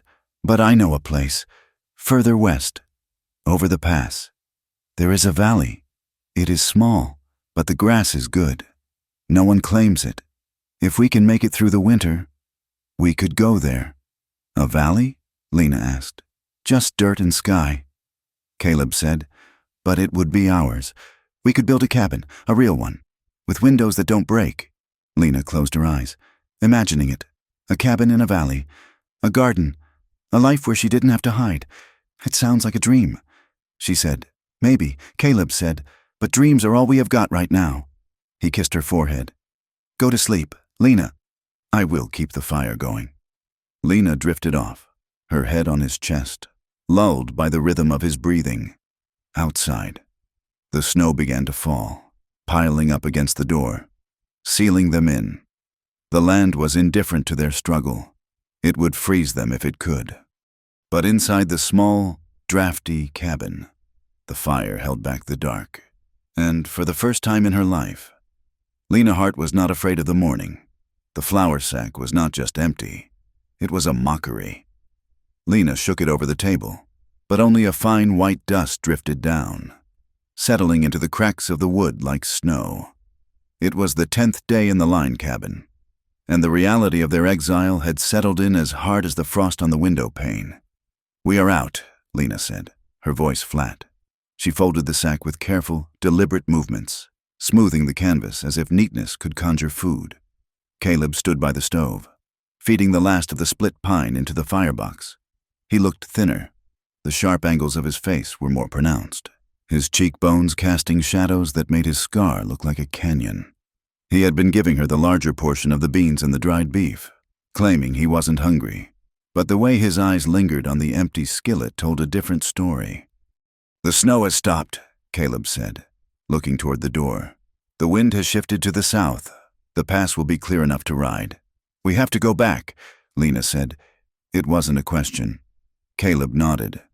We need supplies, coffee, ammunition, and we need to know what kind of rope they are twisting for us down there. They prepared for the journey with the grim efficiency of soldiers. They would not ride in together. That was too dangerous. A man and a woman on a pack mule and a horse were a target. Two strangers drifting in separately were just part of the landscape.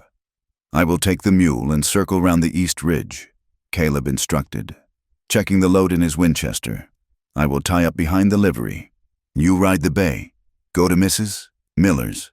If things are quiet, meet me at the blacksmith's shed at sundown. If they are not, he paused, looking at her. If they are not, Lena finished, touching his arm. You ride. You don't wait for me. Caleb's jaw tightened. I will wait, he said. Blackwood looked the same, and yet entirely different. To Lena, riding down the main street with her head lowered and her shawl pulled forward. The town felt like a stage set for a tragedy she already knew the ending to. The buildings leaned inward. The windows looked like judgmental eyes, and the mud seemed to want to swallow the horse's hooves. She tied the bay horse at the edge of Mrs. Miller's property, near the woodshed where it couldn't be easily seen from the road. She moved quickly to the back door and knocked 3 times, a soft, frantic rhythm. The door opened a crack. Mrs. Miller's face appeared, pale and drawn, surrounded by the gray wisps of her hair. When she saw Lena, her eyes widened in alarm, but she opened the door wide enough for Lena to slip inside. Child, you should not be here. Mrs. Miller whispered, locking the door and shooting the bolt. I had to come, Lena said, warming her frozen hands by the small kitchen stove. We are starving. Mrs. Miller, Mrs. Miller bustled to her pantry, her hands shaking. She pulled out a loaf of bread and a wedge of cheese, shoving them at Lena as if they were contraband. Eat, she said, quickly. Lena tore off a piece of bread, the taste of yeast and salt nearly making her weep. Mrs. Miller watched her, wringing her hands in her apron. The town is poison. Lena, the older woman said, her voice trembling. Crow has been stirring the pot every day since you left. He says you are a fallen woman living in sin with a murderer. He says you have abandoned your husband's memory to lay with a beast. Let him talk, Lena said, swallowing the bread. It is not just talk anymore. Mrs., Miller said. She pulled a chair out and sat down heavily. I heard them. Yesterday, I was sweeping the porch, and Crow was talking to Marshal Avery in the street. They didn't see me. What did they say? Lena asked, stopping mid-bite. Crow was shouting. He said Avery was too soft. He said if they could not catch the drifter, they should arrest you. Arrest me? For what? For moral indecency. Mrs., Miller whispered, her face flushing red. For harboring a fugitive. Crow said that if they put you in a cell, the drifter would come back. He wants to use you as bait. Lena felt a cold chill that had nothing to do with the winter air. She lowered the bread. And Avery? She asked. He didn't want to do it. He said it wasn't right to lock up a woman. But Crow, Mrs. Miller looked down at her hands. Crow reminded him who pays for the marshal's office. He reminded him who holds the deed to Avery's own house. Lena closed her eyes. It was a web, and Crow sat in the center of it, pulling every strand. There is something else. Mrs., Miller said. Her voice was so quiet, Lena almost missed it. Lena opened her eyes. What? Mrs.? Miller looked up, tears standing in her eyes. I have carried a stone in my heart for 2 years, Lena, and I cannot carry it anymore. Not when I see what they are doing to you. She took a deep breath. I saw him. She said, Silas. Lena went very still. Saw him what? It was a Wednesday night 2 years ago. I was walking past the church to bring the Reverend some preserves. I heard shouting behind the woodpile. Mrs. Miller reached out and took Lena's hand. Her grip was surprisingly strong. I saw him strike you. Lena, I saw him knock you to the ground. I saw him kick you. And I saw you curl up in the dirt and not make a sound. Lena stared at her. The memory of that night washed over her. The smell of the damp earth. The sharp pain in her ribs. The shame of being beaten in the shadow of the house of God. She had thought no one knew. She had prayed no one knew. You saw? Lena whispered. I saw Mrs. Miller nodded, tears spilling onto her cheeks. And Elias Crow saw it too. Crow? Lena's breath hitched. He came around the corner just as Silas walked away. He saw you lying there. He saw me standing there, Mrs. Miller squeezed Lena's hand. I started to go to you. Lena, I wanted to help, but Crow stepped in front of me. He looked at me with those cold eyes of his. He told me that what happens between a man and his wife is ordained by God. He told me that if I spread gossip about the sheriff, he would call in the loan on my husband's shop. He said I would be sleeping in the street by morning. She sobbed. A harsh, racking sound. I was a coward. Lena, I was afraid. So I walked away. I left you in the dirt, and I have hated myself every day since. Lena looked at the woman. She saw the guilt that had etched deep lines into Mrs. Miller's face. She realized then that she wasn't the only prisoner in Blackwood. Crow didn't just own the land. He owned the silence. It wasn't your fault, Lena said softly. It was Mrs. Miller insisted. But I am done being afraid. I am an old woman, and I have little left to lose. Lena stood up.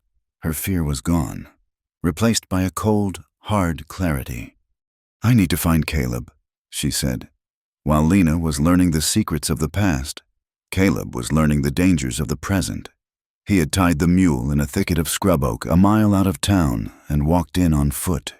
Keeping to the alleys behind the main street, he moved like a shadow, his boots making no sound on the frozen earth. He crouched behind a stack of barrels outside the rear door of the Silver Dollar Saloon. The voices inside were loud, but the voices outside were the ones that mattered. The back door opened, and 2 men stepped out into the cold. Caleb pressed himself flat against the wall, his hand hovering near the butt of his pistol. It was Crow and Marshal Avery. I'm telling you, Elias, this is going too far, Avery said. His voice was strained. Arresting the widow. The circuit judge will have my badge. The circuit judge is 3 days' ride away. Crow snapped. And by the time he gets here, the matter will be settled. She is a woman. Elias. She is a whore. Crow shouted, then lowered his voice. She is a contagion. Tom, she is defying the natural order. She is out there in the hills with that animal, laughing at us, laughing at you. Do you think the town respects a marshal who lets a killer walk away with the sheriff's wife? I didn't let him, Avery muttered. He ran because you gave him a head start, Crow hissed. I know you warned him. Tom, do not think I am blind. There was a silence. Caleb could hear the strike of a match as Avery lit a cigarette. I want her in a cell by Sunday night, Crow said. If they are hiding in the hills, hunger will bring them down. When she shows her face, you take her. And Ryder? Avery asked. If he shows his face, you shoot him, Crow said. He is a fugitive resisting arrest. No one will question a dead man. The door opened and closed again as Crow went back inside. Avery stood there for a long moment, smoking in the cold. He kicked at the dirt, swore softly, and walked away. Caleb waited until the footsteps faded. He let out a breath he had been holding. His blood was boiling, a hot rage thrumming in his veins. They were going to hunt Lena like a rabid dog to get to him. He realized then that the line cabin was no sanctuary. It was just a slower way to die. If they stayed in the hills, they would starve or freeze. If they tried to run for the valley, Crow would send men after them. There was no running from this, not anymore. They met in the blacksmith's shed as the sun dipped below the horizon, painting the sky in violent shades of red and purple. The forge was cold, the air smelling of iron and coal dust. Jeb, the blacksmith, a giant of a man with arms like tree trunks, stood watch at the door. He had nodded solemnly when Caleb slipped in, handing him a burlap sack of coffee without a word. Lena arrived 10 minutes later, slipping through the shadows. When she saw Caleb, she didn't run to him. She stood straight, her eyes bright with a strange, fierce light. We cannot go back to the cabin, she said. I know. Caleb said, I heard Crow. He is going to arrest you to draw me out. And I heard Mrs. Miller, Lena said. She told him what Mrs. Miller had said about the beating, the witness, the threats. Caleb listened, his face hardening into stone. So he has been protecting himself all along, he said quietly. Silas was his creature, and you are just property. We have to stop him. Caleb, Lena said, we can't just leave. If we leave, he wins. He keeps his power. He keeps hurting people. What do you want to do? Caleb asked. Sunday, Lena said. Sunday. The whole town will be at the church. She said, everyone. Crow sits in the front pew every week like a saint. He relies on their silence. He relies on their fear. She stepped closer to Caleb. I am going to speak, she said. I am going to stand up in front of God and everyone and tell them the truth. They will shout you down, Caleb warned. They will call you a liar. Let them, Lena said. Mrs. Miller said she is ready to speak, and if she speaks, maybe others will too. Caleb looked at Jeb, who was listening from the doorway. Crow cheated me on the iron shipment last month, the blacksmith rumbled, his voice deep as a drum, and he threatened to burn my shop if I told the freight company. Caleb looked back at Lena. He saw the fire in her. She wasn't the trembling woman he had found by the livery anymore. She was a force of nature. It is dangerous, Caleb said. If it goes wrong, we're dead anyway, Lena said. Caleb nodded slowly. A plan began to form in his mind, a desperate, reckless plan, but the only one that offered a future. I will be there, he said. No, Lena said. You can't come in. Avery will shoot you. I won't come in the front, Caleb said, and I won't come in alone. He looked at Jeb. Are there any hands in town from the Box T Ranch? Shorty and Red are at the saloon. Jeb said, they always liked you. Caleb, they didn't like how Crow treated you. Go get them, Caleb said. Tell them I am buying the next round. And tell them I have a story to tell about a telegram from San Saba that never existed. Sunday morning dawned crisp and brittle. The church bell tolled across the plains, a mournful sound that summoned the faithful. The church was a simple white structure, the paint peeling on the south side. Inside, it was packed. The air was thick with the smell of wool, damp coats, and kerosene lamps that flickered on the walls. Dust motes danced in the shafts of light that cut through the windows. Liana walked in alone. The conversation died instantly. Heads turned, eyes widened. She walked down the center aisle, her boots clicking on the wooden floor. She wore her black dress, brushed and pressed. She did not look at the floor. She looked straight ahead. She took a seat in a pew near the middle. The space around her remained empty, as if she were surrounded by an invisible wall. In the front row, Elias Crow stiffened. He turned slightly, his eyes narrowing when he saw her. He whispered something to Marshal Avery, who sat beside him, looking miserable. The Reverend, a thin man with a voice like dry leaves, began the service. He spoke of sin. He spoke of the wickedness of the flesh. He spoke of the need to cast out the unclean things from the community. Every word felt like a stone thrown at Lena. She sat with her hands folded in her lap, her knuckles white.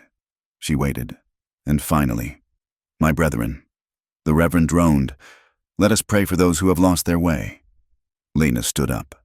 The movement was sudden, jarring in the stillness. The Reverend stopped mid-sentence. "Sit down. Mrs. Hart," Crow barked from the front row, not bothering to whisper. "No," Lena said. Her voice was thin at first, shaking with adrenaline. But she cleared her throat and spoke again, louder. "No, I will not sit down." A gasp rippled through the congregation. "You speak of sin, Reverend," Lena said, her voice gaining strength. "You speak of casting out the wicked, but you have the wicked sitting in the front pew." Silence. Absolute, terrified silence. "How dare you, Mrs. Gable hissed from across the aisle. "I dare because I have nothing left to lose," Lena said. She turned to face the room. She looked at the faces, the neighbors, the shopkeepers, the people who had watched her grow up. "You all whisper about me," she said. "You say I killed my husband. You say I'm a harlot because I didn't want to freeze to death alone." She pointed a trembling finger at the altar. Silas Hart was not a hero. He was a monster. He beat me. He beat me until I couldn't walk, and then he prayed over me while I bled. "Lies!" Crow shouted, standing up. He turned to the crowd, his face red. "She is hysterical. She is possessed. Marshal, remove her." "I saw it." The voice came from the back. "Mrs." Miller stood up. She was shaking so hard she had to hold on to the pew in front of her, but her voice was clear. "I saw it," she repeated. 2 years ago, behind this very church. Silas beat her like a dog, and Elias Crow saw it too. A murmur of shock ran through the room like a wave. "Mrs. Miller is senile," Crow yelled. "Do not listen to her. He threatened to take my home if I spoke. Mrs. Miller cried out. "He holds us all by the throat." The church was in chaos now. People were standing, shouting, arguing. The facade of Blackwood's decency was cracking. Then, a shadow fell over the open doorway at the back of the church. A silence swept from the back of the room to the front, like a wind dying down. Caleb Ryder stood in the doorframe. He leaned casually against the wood, his thumbs hooked in his belt. He was not wearing a coat. His gun was holstered at his hip. Behind him stood Jeb the blacksmith and 2 rough-looking cowhands, their arms crossed. "Marshal!" Crow screamed, pointing a finger that shook with rage. "Arrest him! He is a killer! He is here to murder us all!" Caleb didn't move. He spoke, his voice calm, carrying effortlessly to the rafters. "I'm not here to kill anyone," Caleb said, "unless they need killing." He walked forward, just a few steps. The crowd parted for him, shrinking away from the dangerous man. "I have seen a lot of bad towns," Caleb said. "I have seen towns run by gamblers and towns run by thieves, but I have never seen a town run by a hypocrite who hides behind a Bible." He looked at Avery. "Tell them about the telegram." "Marshal," Caleb said, "the one from San Saba." Avery stood up. He looked at Crow, then at Caleb, then at the floor. There wasn't a telegram from the judge. Avery mumbled. "What?" someone shouted. "Speak up." "Crow wrote it," Avery said, his voice miserable. "He told me to say it. He wanted Ryder gone so he could get the widow's land." The room exploded. The fracture was complete. The authority of Elias Crow shattered into 1,000 pieces. "You traitor!" Crow shrieked at Avery. "You incompetence!" Crow looked around. He saw the judgment in the eyes of the town. He saw the end of his reign. He looked at Lena, standing proud and defiant. He looked at Caleb, the man he couldn't break. Panic, primal and vicious, took over. Crow reached inside his coat. "He has a gun!" Jeb shouted. Crow pulled out a small, nickel-plated revolver. He wasn't aiming at Caleb. He pointed it wildly at Lena. "You witch!" he screamed. "You ruined everything!" "No!" Caleb roared. He moved faster than thought. He sprinted down the aisle. Crow fired. The shot went wide, missing Lena but shattering the glass chimney of an oil lamp mounted on the end of a pew. The lamp exploded. Burning oil sprayed across the dry, varnished wood of the floor and onto the hem of Mrs. Gable's dress. "Fire!" someone screamed. "Mrs." Gable shrieked, batting at her skirts. Men rushed to help her. Knocking over a bench, the fire caught the dry wood of the pews instantly. It raced up the wall, feeding on the dust and the old timber. Panic seized the crowd.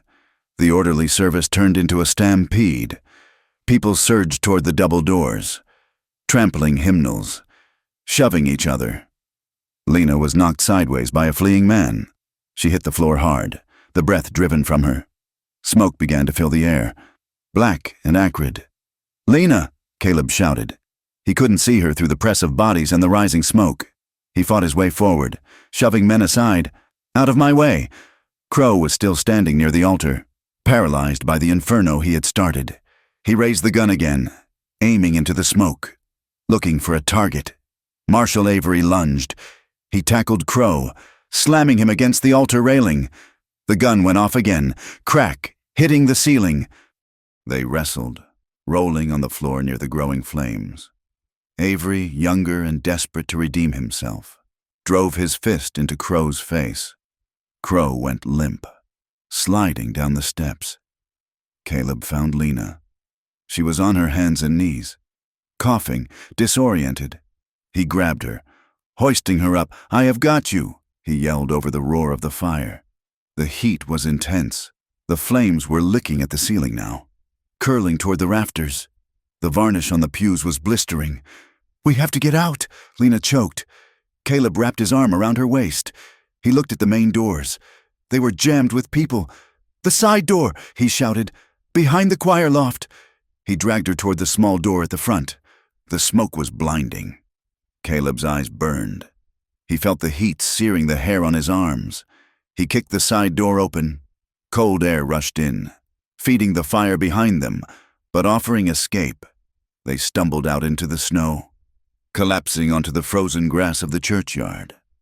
Behind them, the windows of the church blew out with a crash. Flames roared into the sky, orange and hungry against the gray winter clouds. Caleb rolled over, gasping for air, wiping soot from his face.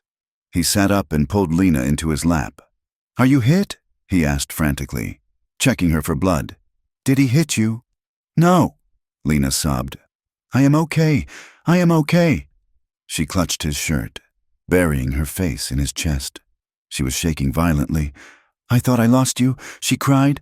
"I thought it was over." Caleb held her tight, rocking her back and forth. "I am here. I am not going anywhere." Around them, the townspeople were spilling out of the main doors, coughing, blackened by soot. They gathered in the yard, watching their church burn. They watched the flames consume the symbol of their community. And then, one by one, they turned to look at the two people on the grass.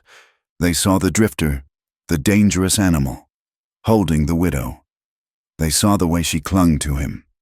They saw the raw, desperate love that bound them together, a love that had survived judgment, exile, and fire. They saw Elias Crow being dragged out by the marshal, his face bloody, his fine suit ruined. Silence fell over the crowd, heavier than the smoke. Lena looked up at Caleb. Her face was streaked with soot and tears. "I don't want to go back," she whispered, her voice fierce. "I don't want to go back to living half dead." Caleb smoothed the hair back from her forehead. His hand was trembling. "You won't," he promised. "We are alive. Lena, We are alive, and as the roof of the church collapsed with a thunderous crash, sending a pillar of sparks into the heavens, the town of Blackwood watched, and finally, for the first time, they understood. The smell of wet ash hung over Blackwood for a week. It was a heavy, cloying scent that seeped into the wool of coats and the timber of houses, a constant reminder of the Sunday when the town's facade of righteousness had gone up in flames. The church was gone. In its place stood a blackened skeleton of charred beams and a stone foundation filled with debris. The snow that fell in the days after the fire did not hide the scar. It only framed it in stark, white relief. The town was quiet. The usual bustle of the main street was subdued, men speaking in low voices as they passed the ruin. The saloons were somber. The judgment that had fueled the town's gossip for so long had been replaced by a stunned, uncomfortable reckoning. Elias Crow lay in his bed above the mercantile, his leg broken in the fall from the altar steps, his face bandaged where the fire had licked him. But his injuries were more than physical. His power, once absolute, had shattered the moment he pulled that trigger. The town had seen the monster behind the mask of piety. They had seen him willing to shoot a woman to keep his secrets. The rumors began to change. They no longer whispered about Lena's sins. Instead, Mrs. Miller stood on her porch, wrapped in a heavy shawl, and told anyone who would listen what she had seen behind the woodpile years ago. She told them of the bruises Lena had hidden. She told them of Crow's threats. "It is not a curse." Mrs. Miller told the baker's wife, "It was cruelty, and we let it happen because it was easier than speaking up." The image of the widow Hart as a temptress dissolved, replaced by the uncomfortable truth of a woman who had been fighting a war alone in her own home. Marshal Tom Avery sat in his office, the stove burning hot against the chill. His desk was covered in papers, ledgers he had seized from Crow's safe while the merchant was unconscious. Avery looked older. The lines around his eyes had deepened. He had spent years telling himself he was a peacekeeper, but the fire had shown him he was just a paid guard for a tyrant. He turned the page of a leather-bound book. It was all there. The fraudulent interest rates charged to the ranchers, the coercive terms on the loans given to families like the Millers, and a specific note, written in Crow's jagged hand, detailing a plan to pressure Lena Hart into insolvency to acquire her lot for a warehouse expansion. Avery closed the book. He felt sick. He lit a cigarette, his hand shaking slightly. He had nearly arrested an innocent woman. He had nearly shot a man who was only trying to save her. He stood up, grabbing his hat and coat. He had a job to do, a real job. This time, he found Caleb Ryder at the livery stable. Caleb was grooming the bay horse, his movements slow and methodical. He stopped when Avery entered, his hand resting near his hip. Though he wasn't wearing his gun belt, "Marshal," Caleb said. His voice was guarded. "Ryder." Avery nodded. He didn't rest his hand on his weapon. He kept his hands visible. "I have been going through Crow's papers. Is that right?" Avery took a breath. "There is no telegram from San Saba." "Ryder, you knew that." "But now I have proof. Crow drafted a request for a warrant, but he never sent it. He just wanted you gone." Caleb stroked the horse's neck. "I figured as much." Avery scuffed his boot in the straw. "I have also been looking into the old trouble. The real trouble. I sent a wire to a friend of mine in Santa Fe. He checked the circuit records." Caleb went still, and it seems there were witnesses to that fire who finally spoke up after Sterling died last year. Avery said, "They say Sterling's boys lit the barn. They say you fired in defense of your brother. The bounty was dropped 6 months ago. News just travels slow to the territories." Caleb let out a breath he felt he had been holding for 8 years. The tension in his shoulders dropped an inch. "So I am free?" he asked. "You are free of the law," Avery said. "But this town—" Avery looked out the stable door toward the blackened ruins of the church. "Tensions are high. Ryder, people are ashamed. And when people are ashamed, they get angry. They need time to forget what they saw. They need time to rebuild." He looked back at Caleb. "If you stay, there will be trouble. Not from me, But someone will get drunk. Someone will say something. You will have to fight again. And I don't think you want to fight anymore. I don't, Caleb said quietly. I have a proposition, Avery said. He pulled a folded document from his coat pocket. Crow is in a bad way. He is facing charges for attempted murder, arson, and fraud. He is desperate to avoid a prison cell. I told him I might be able to speak to the judge on his behalf if he makes restitution. Avery held out the paper. This is a deed, he said. It is for a homestead over the pass, in the Shelter Valley. Crow bought it years ago for the water rights and let it go to seed. It is not much. It is wild country, but it is free and clear. Caleb took the paper. He unfolded it. It was a transfer of land, signed by Elias Crow with a shaky hand. He gives you the land, Avery said, and in exchange, you and Mrs. Hart leave Blackwood. You start fresh, somewhere nobody knows your names. Caleb looked at the deed. He looked at the marshal. You are asking me to run. He said, I am asking you to choose peace. Avery corrected. For her sake. Caleb nodded slowly. He folded the paper and put it in his shirt pocket. We were leaving anyway, he said, but we will take the land. It is the lease Crow owes her. Lena sat in her kitchen. The room was half empty now. The boxes were packed. The house felt strange, like a shell she had already outgrown. She touched the wall near the window. She remembered the nights she had stood here, terrified of the dark. She remembered the way the house had felt like a coffin. Now, it was just wood and plaster. It held no power over her. The door opened and Caleb walked in.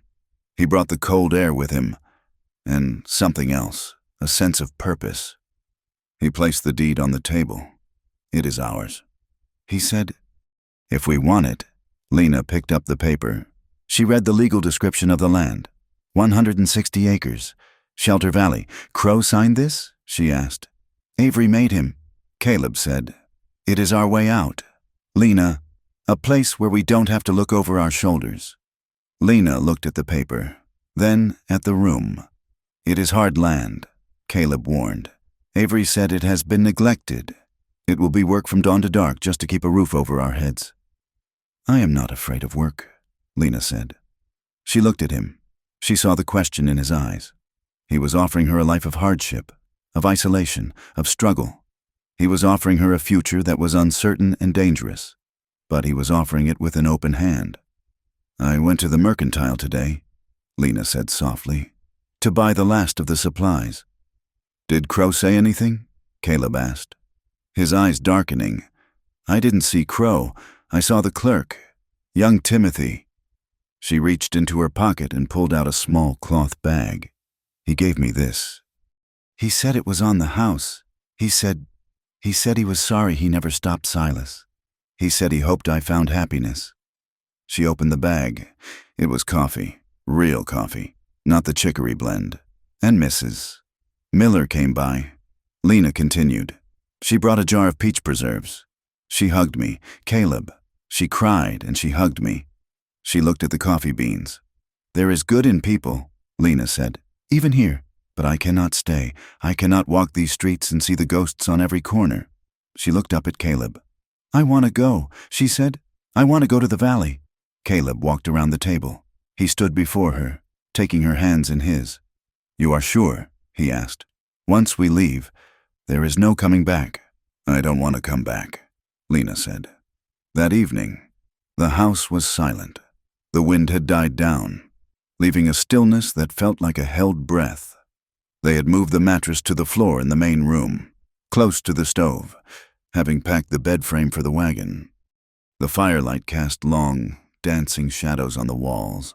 They sat on the mattress, wrapped in the quilt. They didn't talk much. The time for talking was done. Caleb reached out and touched Lena's hair. It was loose, falling over her shoulders in a dark curtain. Tomorrow, he said. Tomorrow, she echoed. She turned to him. In the dim light, his face was a landscape she was just beginning to learn. She traced the line of his jaw, the roughness of his stubble. I was always afraid, Lena whispered. With Silas? With the town? Even with you? At first, I was afraid of what would be taken from me. She moved closer, pressing her body against his. "I am not afraid tonight," she said. She kissed him. It was a slow, deliberate kiss. It wasn't the desperate collision of their first night, nor the frantic need of the cabin. It was a choice. It was a claim. "Make love to me." "Caleb," she said against his lips. "Not because we are scared, but because we are free." Caleb held her face in his hands. He looked at her with a reverence that made her heart ache. He looked at her not as a broken thing to be fixed, but as a whole woman who had chosen him. He lowered her back onto the mattress. The intimacy that followed was a conversation without words. It was an exploration. Caleb took his time, his hands moving over her with a gentleness that belied his strength. He memorized the curve of her hip, the pulse at her throat, the way her breath hitched when he touched the scar on her arm. Lena held him, feeling the weight of his body as an anchor. She traced the muscles of his back, the scars that told the story of his survival. She kissed them, one by one, sealing them with her acceptance. There were no ghosts in the room that night. There was no Silas.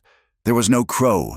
There was only the firelight, the smell of pine and skin, and the whispered promises that they would fight for each other, no matter how hard the land or the world became.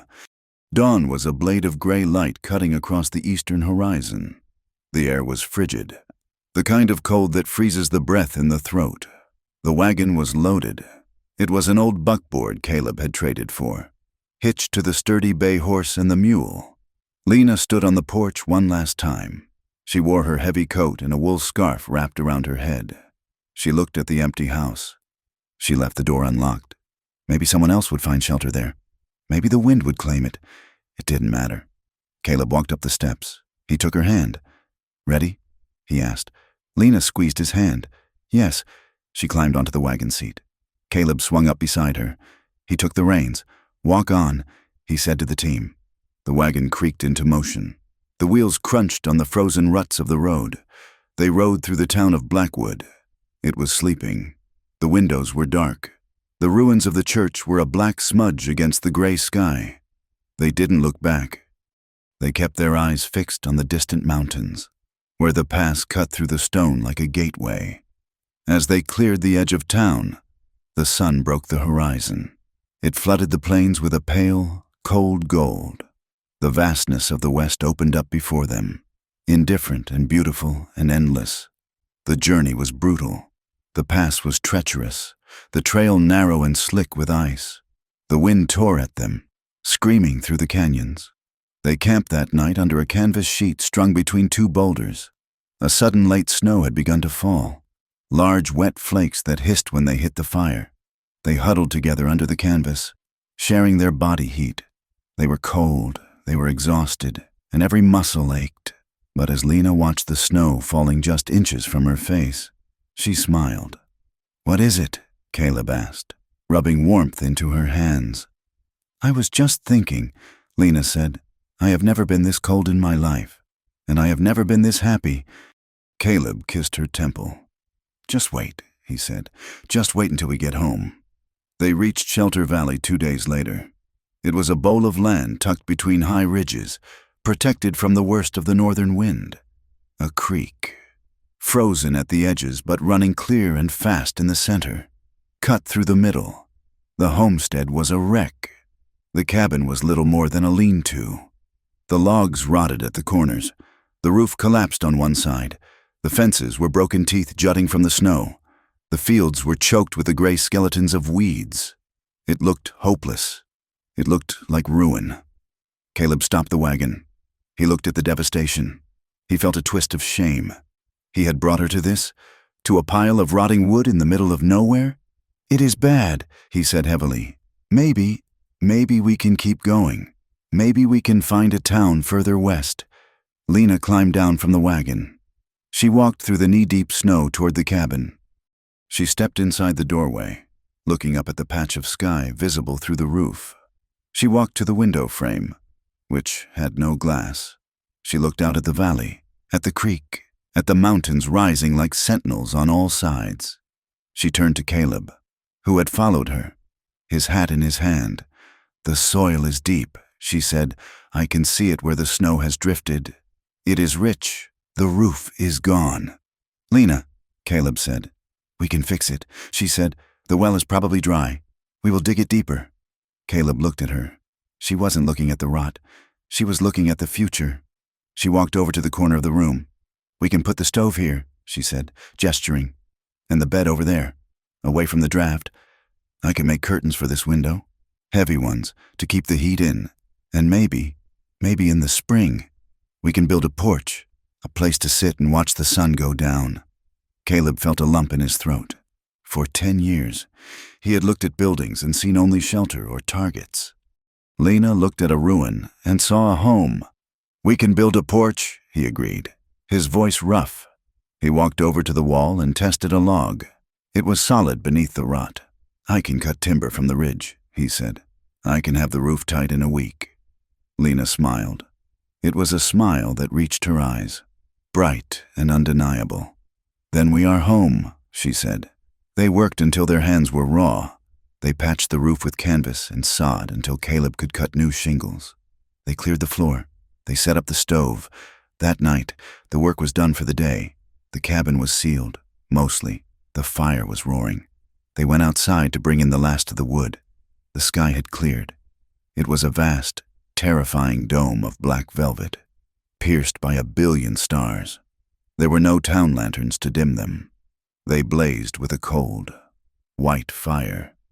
The wind bit at their cheeks, but they stood there, wrapped in the shared blanket, leaning against the rough logs of their new home.